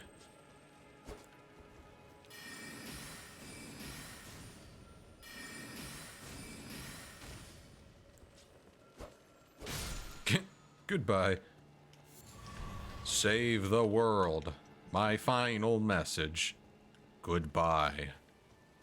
Boom, boom. I said that wrong. It's not save. It's save the world. My final message. Goodbye.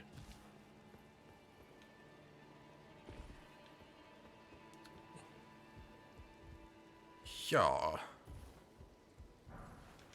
Whew, scary. Smithing stones, very nice. Oh, the Royal Rat Authority. Oy.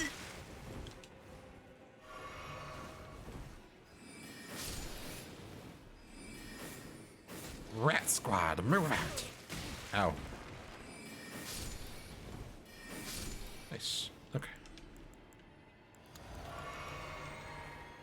I hope there's another, like, bonfire before the boss here, because I don't want to be going into it with just a singular heal. Whip, can we use that whip? Can we whip it real good? No, we cannot. We need a lot more dex. How much dex do we have? 12. That's not bad. Good, there is a bonfire. Dexterity helps you cast spells faster. So as a spell user, it is pretty worthwhile, but it's not the best thing to be going for. I mean, especially at this point, our top priority should be just going for more survivability and more damage. So more health and more intelligence. And I mean, of course, enough mana to actually be able to do anything. Well then. Ah. The golden. You've met. Then owing to our duties, I think you've earned the power. I think you've earned this. I said that I might following those who their merit, and so it is. Be sure to she's a servant. She's been my I've lost count of the number, honestly. Oh, honestly. Oh. Yeah, no, that guy's down there. We still can't kill yet.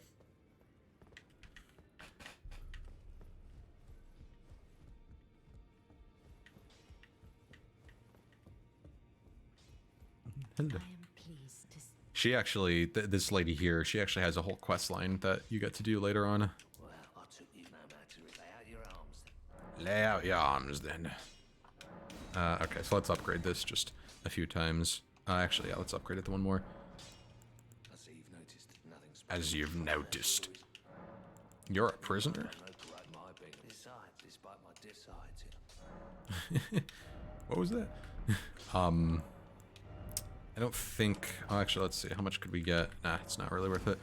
So yeah, I'll save you the stone sword keys. You do not need to put them into there.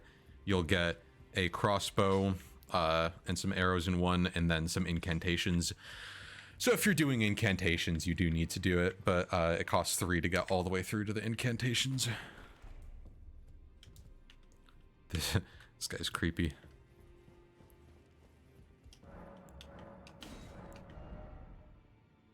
Yeah, so we still have these, and we do have a memory stone we can buy, which is more spell slots. So if we end up needing more, we can do that, and if we need more stone sword keys. Are you aggrieved? Then Are you aggrieved? stand before thee if those words follow the guidance of grace. Do so, and you. Do so, and you. The wisdom as a true I have heart sees. Yeah, this guy, he's pretty cool. I like his storyline. It's pretty neat.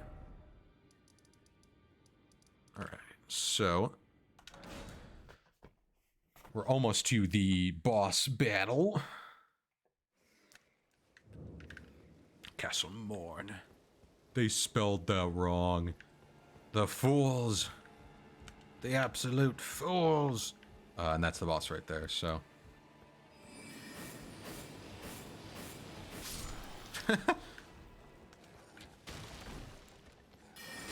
What? Oh, alright, we'll buy.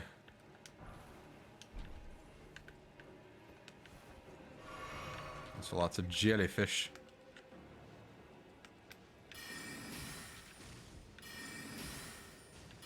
I appreciate that you don't move forward when you cast spells in this game. It's kind of nice. Alright.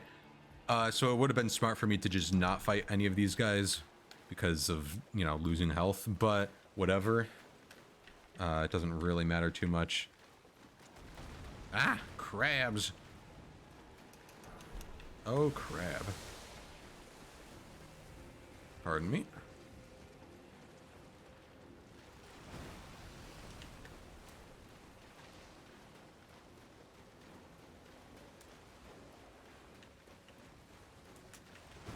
T. I don't remember if there was anything over here, so I'm gonna check, but probably not. Yeah, looks like there's nothing. Except a corner to get stuck in for Mr. Crab to attack us. Money, money, money. You coming? You wanna fall off? No. Alright, we're at the boss.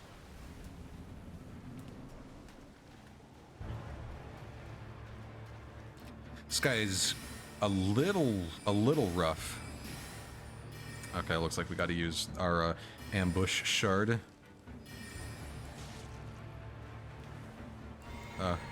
He's just approaching menacingly. Oof, there's some speed. Ow. So yeah, there's one of these guys. You kind of can fight him later. It's essentially if you go to a late game area a little bit early, you have to fight this guy and a different boss at the exact same time, and it's so stupid. But it is completely optional because it's for going there early. We're probably gonna die here. So, you know, if you don't go there early, then you don't have to deal with the two of them. All right, phase 2. Dead. That's fine. It almost might be worth it for us to fight melee so that we can have the quicker attacks, but I think having the range is pretty fine too.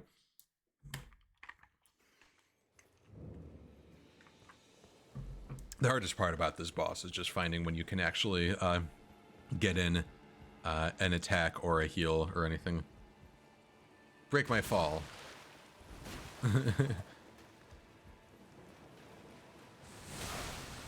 Well, that was rude.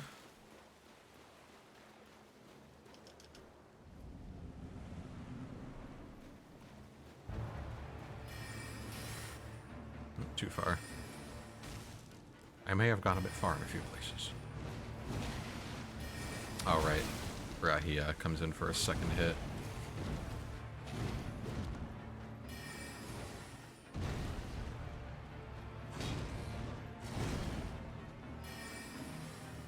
What? Oh my goodness. Nope. That was weird. He actually got staggered. I think he landed weird, but the place that I ran away to was inside of this rock, so there was no way that I was gonna actually be able to get out of there.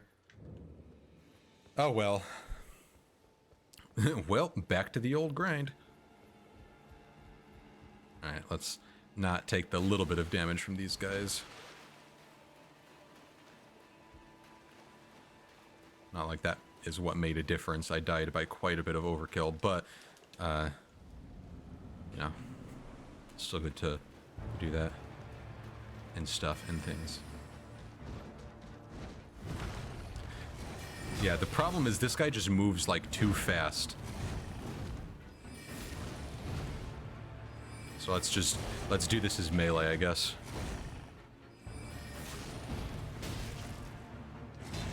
Whoa.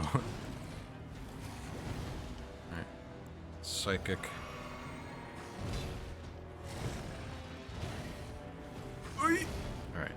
Good. Ow.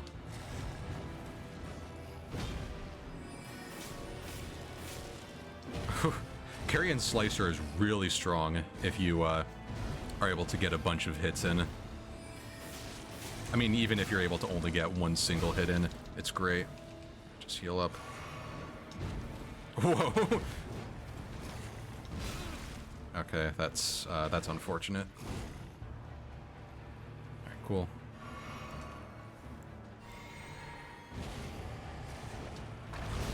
Jeez. The biggest problem with this guy, like the hardest thing about him, is that he just, all of his attacks are delayed by just this ridiculous amount. So like I saw someone that said something in some chat somewhere, so maybe a Twitch stream of Elden Ring, or maybe it was on Reddit or something, where they said all of the enemies in this game attack in 5/8, 7/8, and 6/8. just at any time, at any given time. And it's like very, very true, you know? One of the things that I had mentioned about Dancer of the Boreal Valley, that boss that was in Dark Souls 3 that we did quite a while ago, is that the music is set up in such a way and the attacks are set up in such a way that if you basically just kind of dodge with the music or spam roll after you get hit, you're guaranteed going to get hit again. Or if when you see her do an attack, you start rolling away, you're going to get hit. And so it's kind of the same with this boss, where if you decide to, when you see him winding up an attack, if you start rolling, you're like guaranteed gonna end up getting hit. So it makes it a little scary. Wow. Cool. Let's give us some time to heal.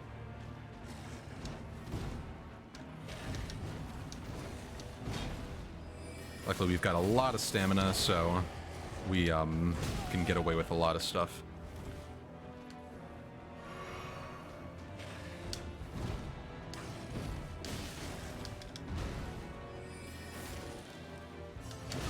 What? That was some range. Alright, just need a second here, sir. Nope. I definitely dodged that, but...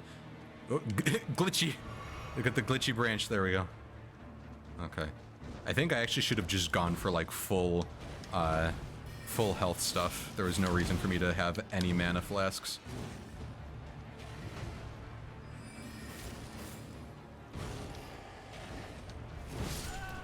Wow, that one-shot me. I mean, I guess I wasn't at full health, but I was very close to full health. That is bonkers. Okay. Yeah, this is definitely a frustrating boss. It is funny because I came here much later in the game, and so I ended up not having nearly this much of a difficulty. I ended up one-shotting it very easily because I had more health and more, you know, armor and everything. That's one of the other problems, is that I don't have like any good armor. So this is basically what I'm wearing is the best armor I could possibly get, and I don't have anything that's increasing my damage taken. It's just I do not have any reasonable amount of health. So if worse comes to worse, we can come back to here later. I would prefer not to, because this is literally the only thing left to do here. But sometimes in Dark Souls, in Souls games, when you get to a point where you're just like, okay, this is just too frustrating, you can just come back. And I could also do like my my minion summons. That's something that I would prefer not to do. Ow.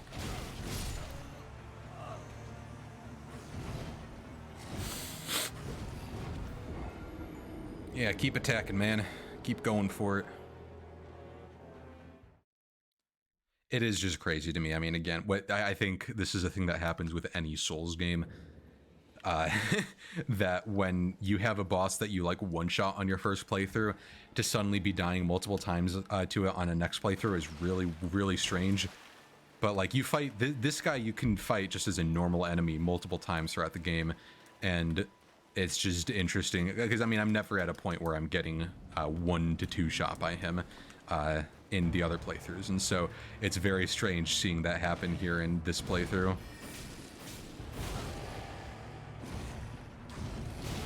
Oh, I should not have dodged into him there. Cool, I'm gonna die. Yep. Those stupid tombstones. Literally, if they weren't there, I would have been able to just get away from that first hit and not get stuck in the chain. Alright, I'm gonna give it one more attempt, and then I'm just gonna try using summons, and we'll see how that goes. If the summons don't end up working out too well, if I'm still having troubles, then I may just come back later, because this guy, he's not gonna give me anything useful. It's just the souls. The souls and the completion.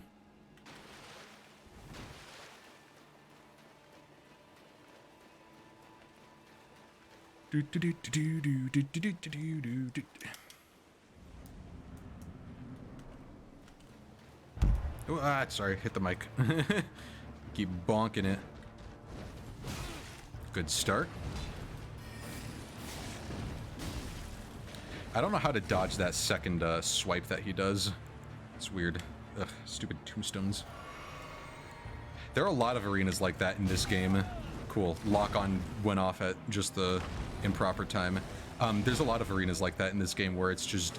There's just 1,000 things in your way that you can't break, but the enemies can. Dang, I could have actually gone in for some attacks there if he didn't end up stunning himself, essentially.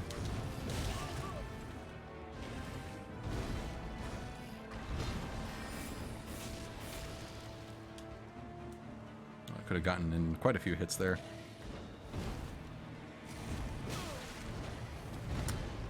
Oh, surprised that didn't hit me. I have done the panic roll at the exact same time on this boss, like every single time.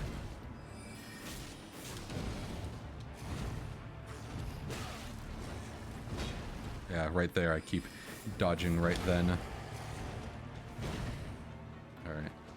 Let's try and get to a spot where I can heal and not get stuck inside 14 trillion tombstones. There we go. Because I have a bunch of these flasks.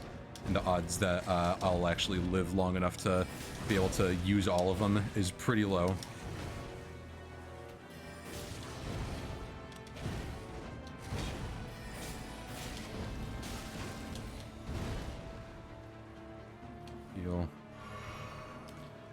Alright, let's see how this part goes.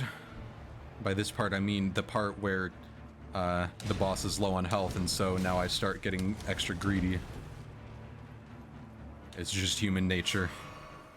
The rules of nature.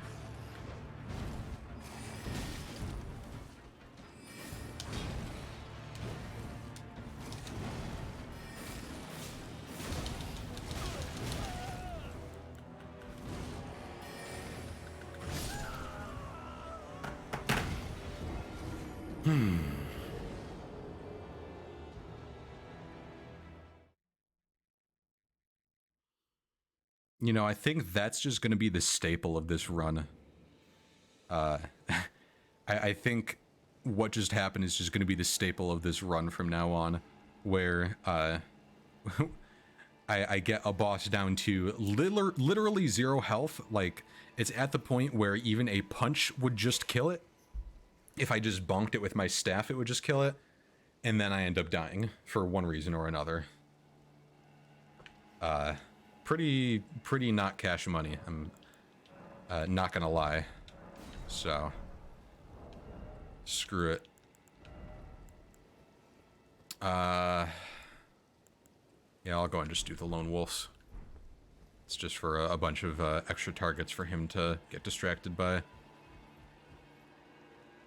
We'll see. It may actually be worth it if I'm going to use these summons to do a to go back to being just fully ranged.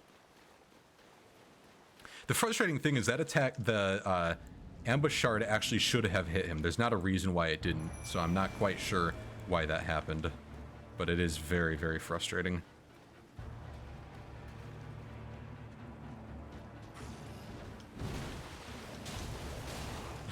Yeah, I got stun locked. How does it feel? Wow, these lone wolf ashes really suck.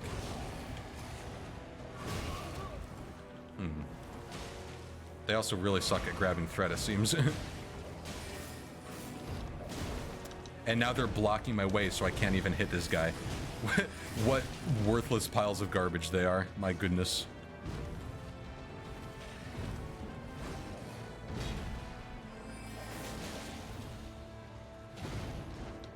You guys want to try, like, attacking and grabbing threat, or are you just going to sit there and dance around, I guess?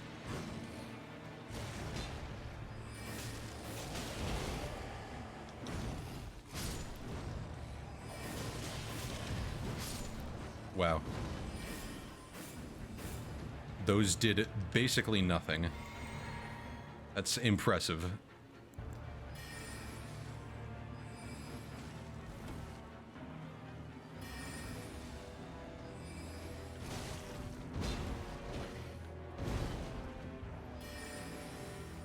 Come on.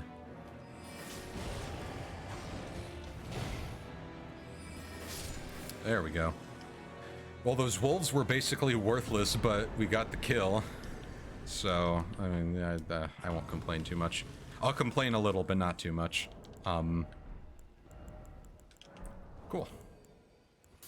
Oh, that's right, I forgot I wanted to hook the lantern up. And then how much do I need to level up? 62, 72.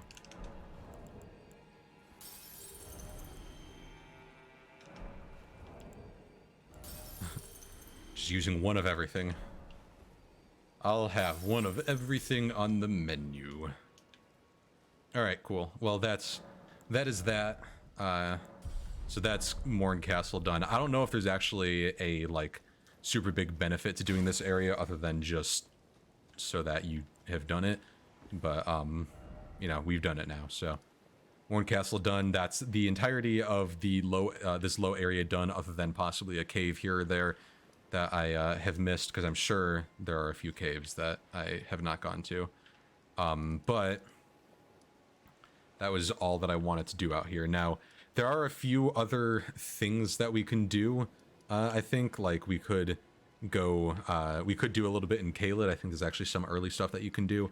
But our progression would normally take us through here to Stormvale Castle. However, I'm actually going to go to the Siofra River, and we'll see how we can do down here. This area is a little bit nasty with low health, so I'm not particularly expecting many great things, but I think we'll be able to figure it out. You kissed Herba. Miney Crafter. So we gotta light all of the torches, the lanterns, whatever. So these ones are not the torches, but up ahead is the torches. Oh, whoops, and I'm gonna have to sit at the bonfire after this because I forgot to reset my flasks to the appropriate level.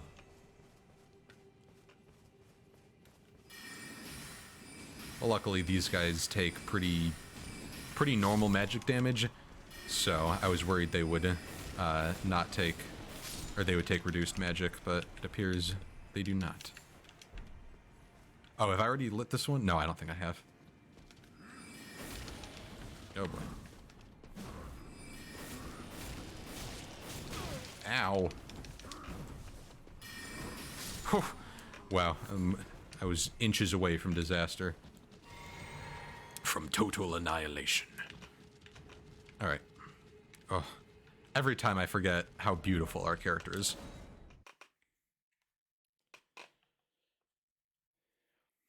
And when I say that, I mean, I use that word pretty loosely. Alright, let's go to, now, for here, let's go ahead and go 2 and 5. I was gonna go 3 and 4, because I might need a lot of heals, but this area is quite long, and considering we need 5 glintstone pebbles in order to kill any of these bros, probably worth, just going with more. I am glad at least that these guys they don't dodge out of the way, so they're pretty easy to just kill, just do 5 shots. I wanted to see something real quick, so if I take that, that was not exactly what I wanted to see.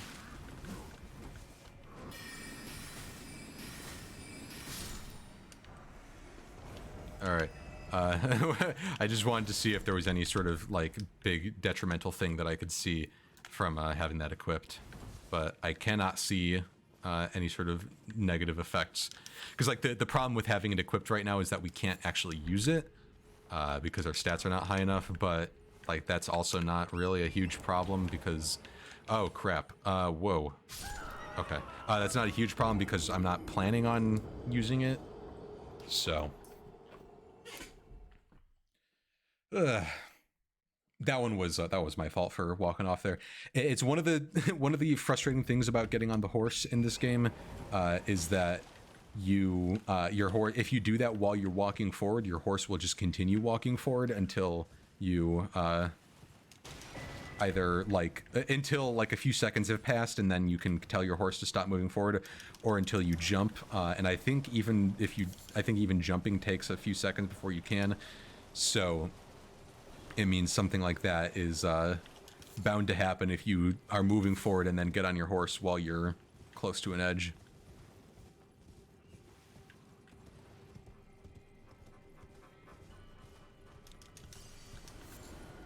Alright. I don't want these guys to be chasing me right now, so I'm going to go back and set the bonfire. But, we got 2 out of the, what is it, 6 or 8? It's 8 that we need, so 2 out of 8.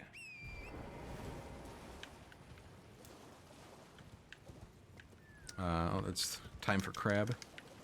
Let's go around this way, because I think there's a few more along the shoreline here.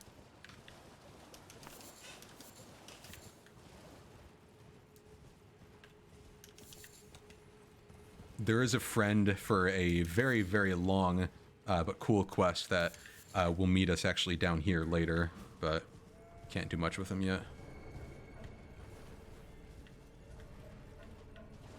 I gotta be careful doing this because there are archers that have unbelievable range and speed, so if I aggro them, I'm guaranteed gonna get shot a bunch of times. And considering my low health, whoa, that was exceedingly cool. I literally just couldn't act.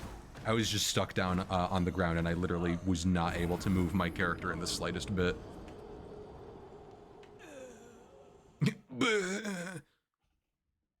I don't know. I don't know if it came through on the mic, but you might have been able to hear me actually clicking buttons because I was just trying my hardest to move.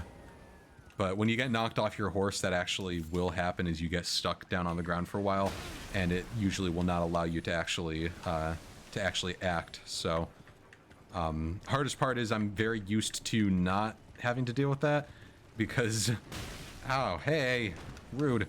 I'm used to not having to deal with that because high dexterity means that you don't end up getting knocked off your horse as often. So.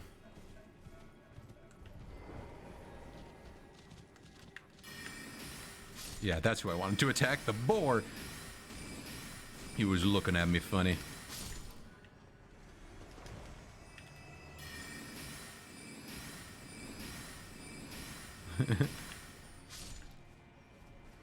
Sometimes I feel bad about stun locking these guys, but then I remember they would just and have just done that exact same thing to me. So, I don't mind it as much. These little squiddy guys. There's a lot of them.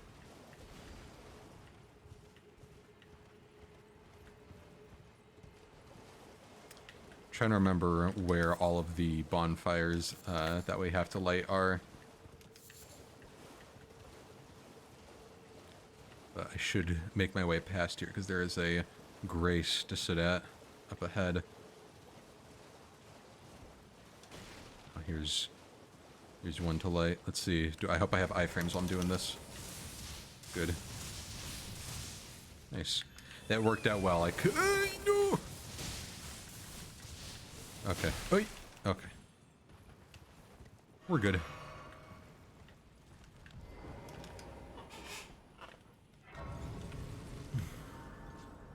little scary, but it worked out.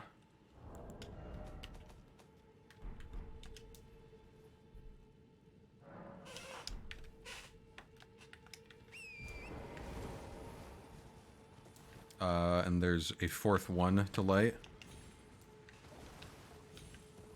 These little mosquito guys are always very, very fun. Hey, that was mean, sir. Ow, that was also mean. The two of yous.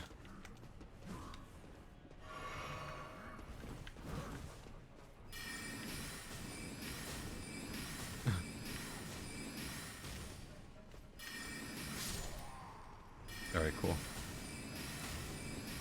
Luckily, they're too stupid to know how to chase after me, so they just kind of slowly walk up to me and I just spam attacks at them.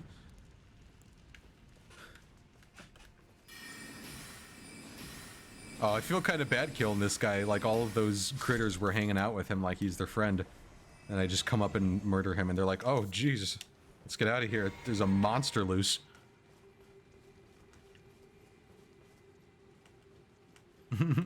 You keep hopping away. Hopping out. Empty house. Alright, there's a guy here somewhere. He either comes down this ladder or the next one. Looks like it might be the next one.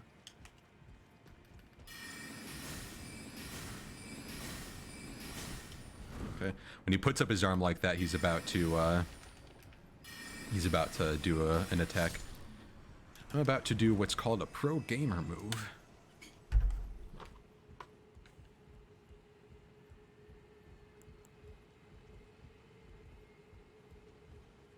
Come on. Come on down. Okay, he's just not gonna do it, I guess. That's fine. Usually he does, but I won't complain too much. So I think if they're far enough away, they don't try and do the counterattack thing, because that's a thing that's programmed, I guess, just to be done while in melee range, because you can get the slap. So I guess it wouldn't make much sense for him to try and be going for a slap when he can't slap. How can he slap?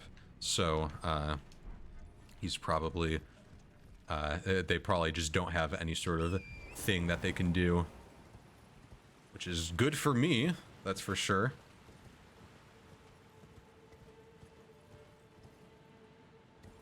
Alright, this guy gives a customer.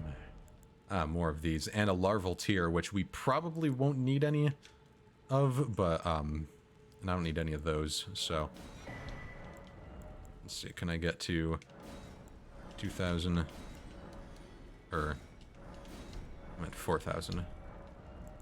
Alright, cool. Goodbye.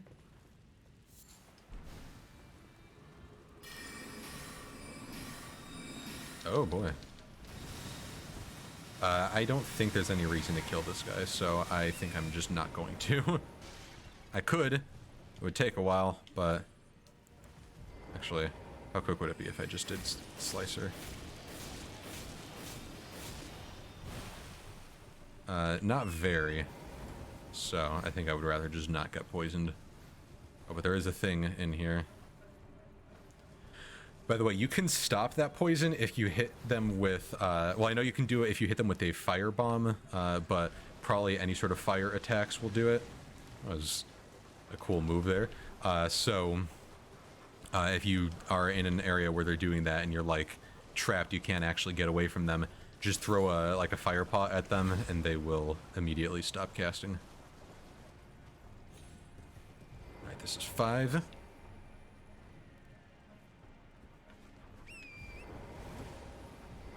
Oh boy.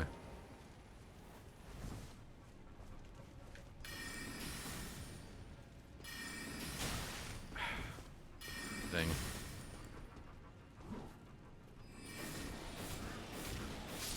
Okay. We should be fine now. I just need to wait for him to shoot. The archers are the ones that you want to be scared about. Like, everything else is, everything else in the area here is pretty fine. They're not too difficult to fight. But the archers are really, really nasty.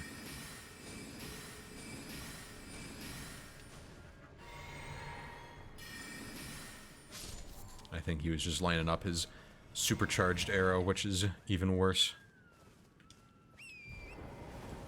So I think everything on that side is done. I think all the rest of them are just along here.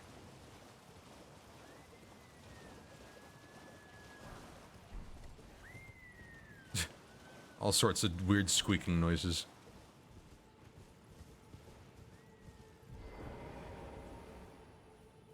So can I just sneak past these guys? I'd like to not fight them. Or aggro them at all.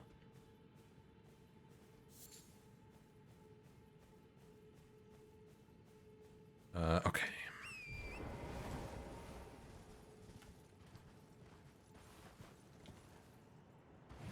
Whoa. I don't remember what's up here, but I'm sure it's something worthless. Whoa.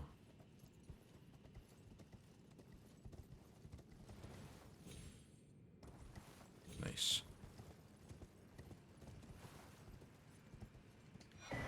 Oh, very much not worthless. One of those keys is quite nice to get. This is the scary part. I remember this whole thing. I'm actually going to get off my horse, I think.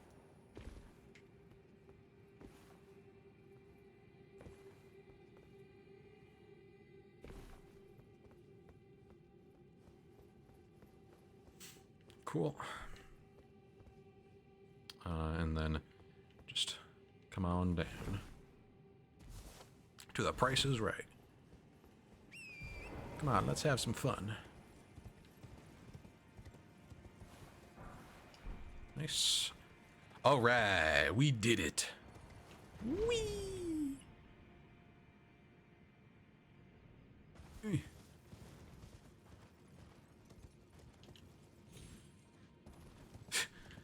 Hey, hanging out a little close. Hopefully there's no archers about to shoot arrows at me.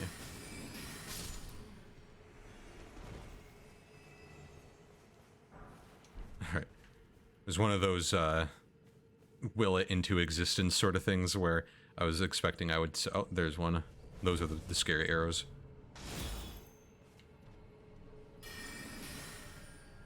I can't even hit that guy.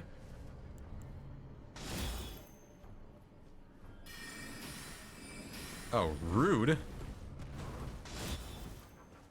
Invisible, sir.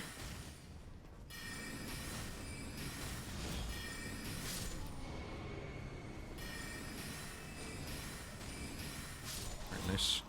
And now I just need to figure out how to get up to this guy. Ooh, armor. It's worse than what I have. Cool. Never mind. Wow, there are a lot of these guys here. It's ridiculous. Also, they're going with, you know, 14 billion animals, so... it was a bad dodge on my part. I am very lucky that I didn't die for it. Okay. I think we're fine now.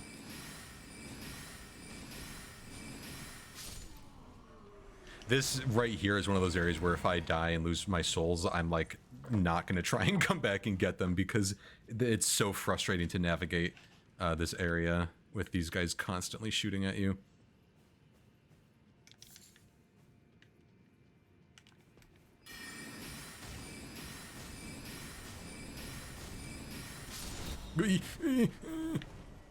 Run. Oh.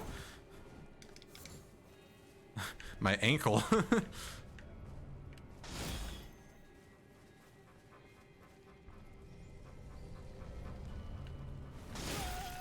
Yeah, that's what happens if you get hit. Oh, cool. Wherefore art thou? I see. All the way over there. Well, that's fine. Like I said, I don't think I'm gonna actually try and get my souls. I don't even care what that item was on the floor there. It could be literally the best weapon in the game, and I would probably go for it if it was, but I would not be happy about it, I'll tell you what. 6 free runes.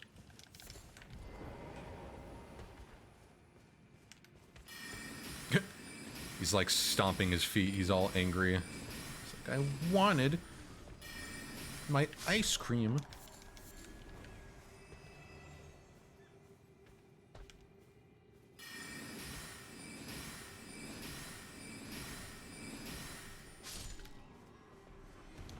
Boy, I am very glad to have ranged abilities here.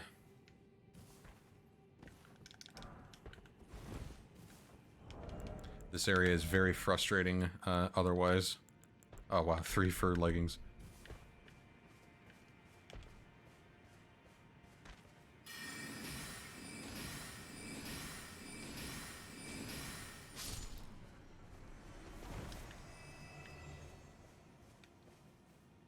Oh, there's a bunch of them stomping around. I really hope they don't see me while I'm attacking this thing.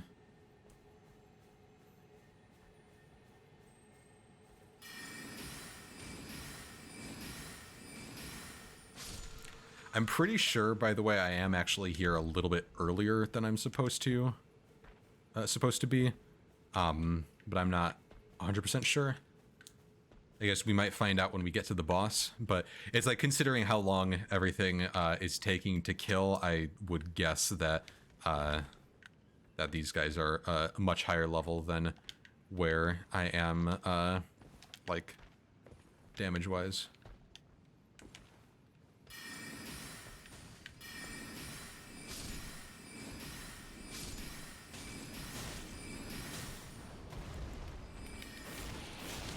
Oy. Ow. Whoa. He's gonna push me off. Alright, I think that's... Whoa, what? I just realized I didn't actually use my flask. I was sure I did. Maybe it was while I was getting pushed off that, it interrupted it. I'm very, very glad I didn't just die there because it didn't use the flask. I would have been, semi-upset. Only semi.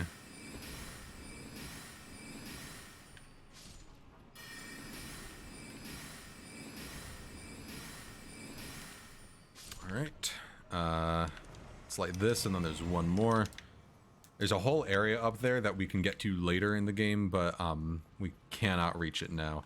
But we can still cross this bridge because there is a thing, a piece of flask, a golden seed. I couldn't remember what it was called.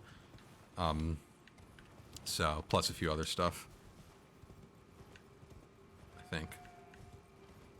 Yeah, you can go behind the waterfall there and get something.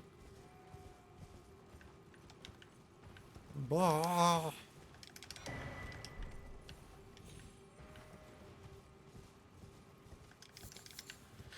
So we had a tornado come through, not like at the house here, but nearby recently. So that was pretty fun. It was like 3 in the morning, and all the tornado sirens are going off, and we are right nearby where the sirens are. So it was especially fun to just be getting our ears blasted at 3 in the morning. None of us slept well that night. It was a jolly good time. And also, I mean, it was like the weather warnings were like, seek shelter now, you know, all caps, like, oh, this is a big deal. And it wasn't really that big of a deal because the tornado actually didn't come close enough to even be seen. But it was still a little bit spooky. Just the whole idea of it. Tornadoes are freaky. I won't lie. NGL. I like these guys' little river dance.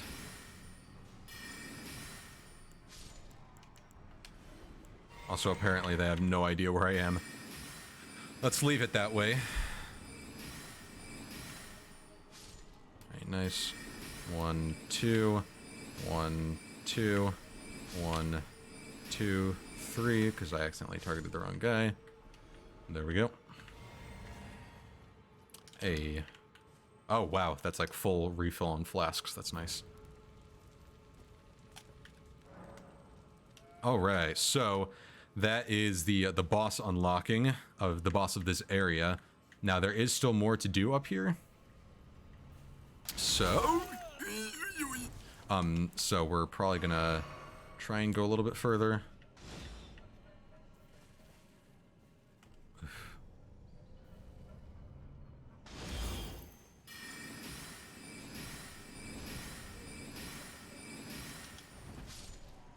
Nice.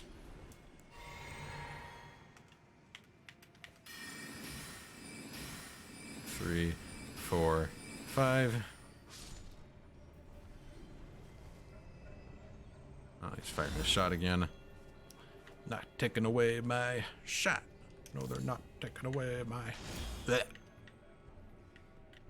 They took away his shot.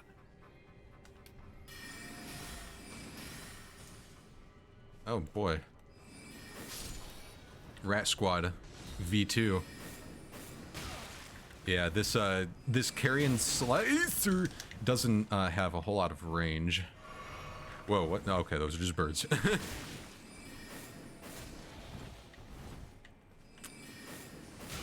Oh my gosh, please. Why do these things have to attack so fast and do so much damage?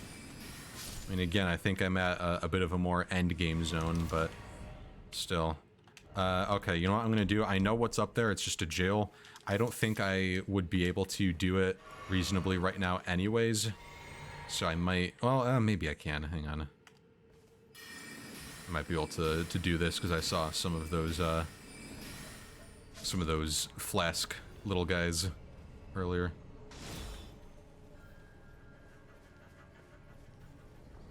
Run for cover! Nice. Let him shoot one more, just because I'm not in a good position. Hamilton alternate ending. Yeah.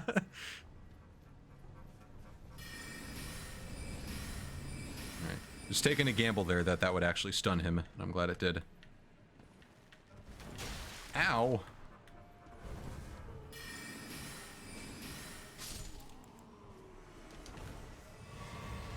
Alright, nice.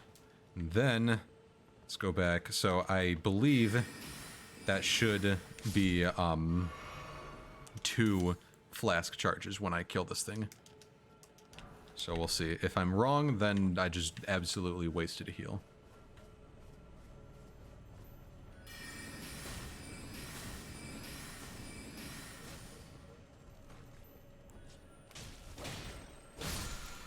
Let's see.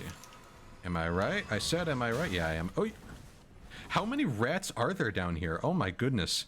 This is like the 20th rat that I've killed in the last 5 minutes, or that I've seen in the last 5 minutes. I'm not even gonna kill these guys because they suck endlessly.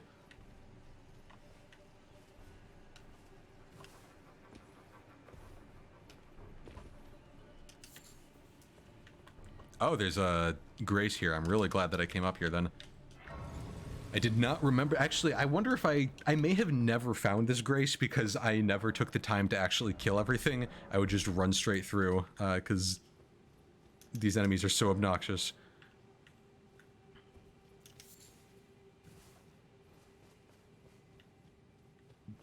Alright, I don't think there's any people up here. I think it's just the jail, but I might be wrong. We'll see. Oh, that's good, right? No, never mind. I mean, it's fine, I guess, if you like focus, but...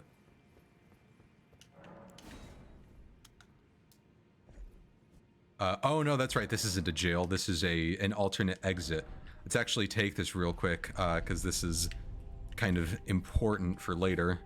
Kind of important for later. Not truly that important, but, whoops, we can, exit the well here. We'll actually be coming right back down in a moment, but we can exit the well here at a new location in Caelid, and this is what allows you to get to a separate Coliseum that's all by itself, that has, a big, like, you kill 3 NPC invaders, and then you end up getting the biggest amount of, carry space increase that exists in the game. So, but, I mean, it's all the way down one of these paths. I don't remember which one.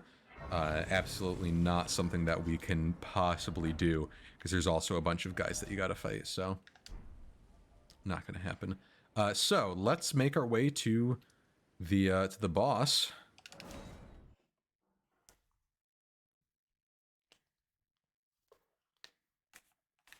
And then this will probably be the last thing that we do is fight this boss, but hopefully we kill it. I have one-shot it all the multiple times that I fought it. Like, you fight it multiple times in a playthrough, and each time it gets a little harder, but each time I've one-shot it. So hopefully I do the same here. Probably won't, and I'll just end up making an idiot out of myself, but, you know, we'll see. It is a really cool fight, from what I remember. Like, another one, again, this game does so well with presentation. This is like one of those examples where the presentation is just so good.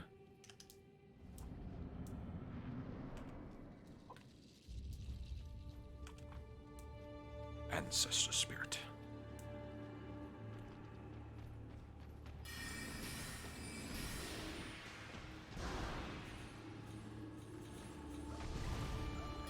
Whoops. He's a good shot.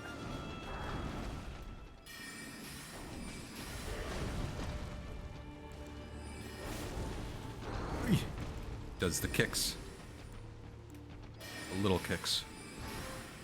Oops, can't hit him while he's doing this very reliably.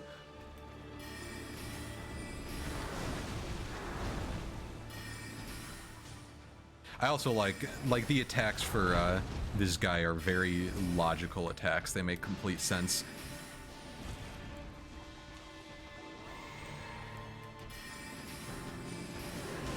Whoa. I got so lucky that didn't hit me.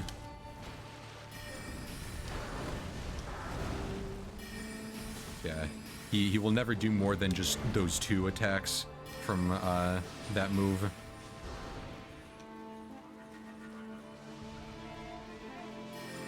I love the music here too. Oh, this one's hard to dodge. Stomp. All right. Whoa. Okay, cool. Let's get some mana.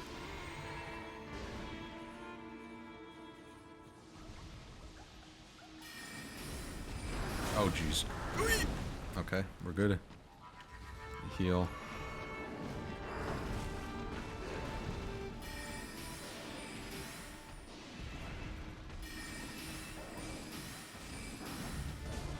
Whew.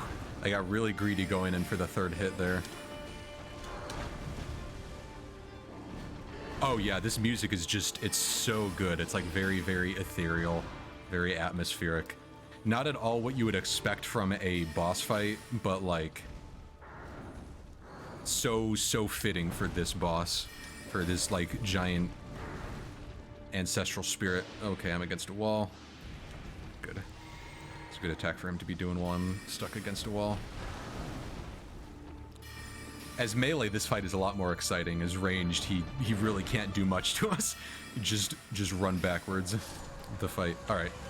Again, very cool fight. Kind of reminds me of Sif, where it's not a difficult fight, but it is a very cool and very satisfying one. Ancestral Spirit we will use because, or we'll take because that one is basically one of the best ones we can get until we get some of the later summons. Yeah, it's usually, especially with Souls games, you get the boss battle music that's just, you know, crazy horns and choirs. But in here, it's very, very chill, very relaxing, which is just perfect. So that is going to be everything for today. It worked out well timing-wise that we ended right then. Even all those deaths that I had on that earlier boss, they were all worth it. Actually, before I do this, because we still have a tiny bit, I'm gonna quick go here. There's an amazing boss battle music impression. Thank you. I tried. I tried my hardest. Did we get any more upgrade tokens? I don't think we did. Or anything else to upgrade. Oh, we did. Cool. So just a little bit more damage. I think there are better staffs that we can get, but I'll keep upgrading this for now because the upgrade materials that you get in this game are actually really not too difficult to get once you get to later portions. So if we end up finding a new staff that's like, oh, this will be better, then you know, I'll go ahead and just wait until I get there. So let's go to Margit, and then let's also pick up some levels, and then we'll call it there.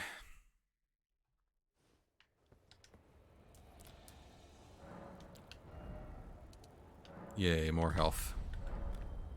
I want to get a whole lot of health. I think I might honestly just keep upgrading health until it gets to like 25 because we are quite low on health at this point, and with the low armor we also have, like, everything's gonna be one-shotting us.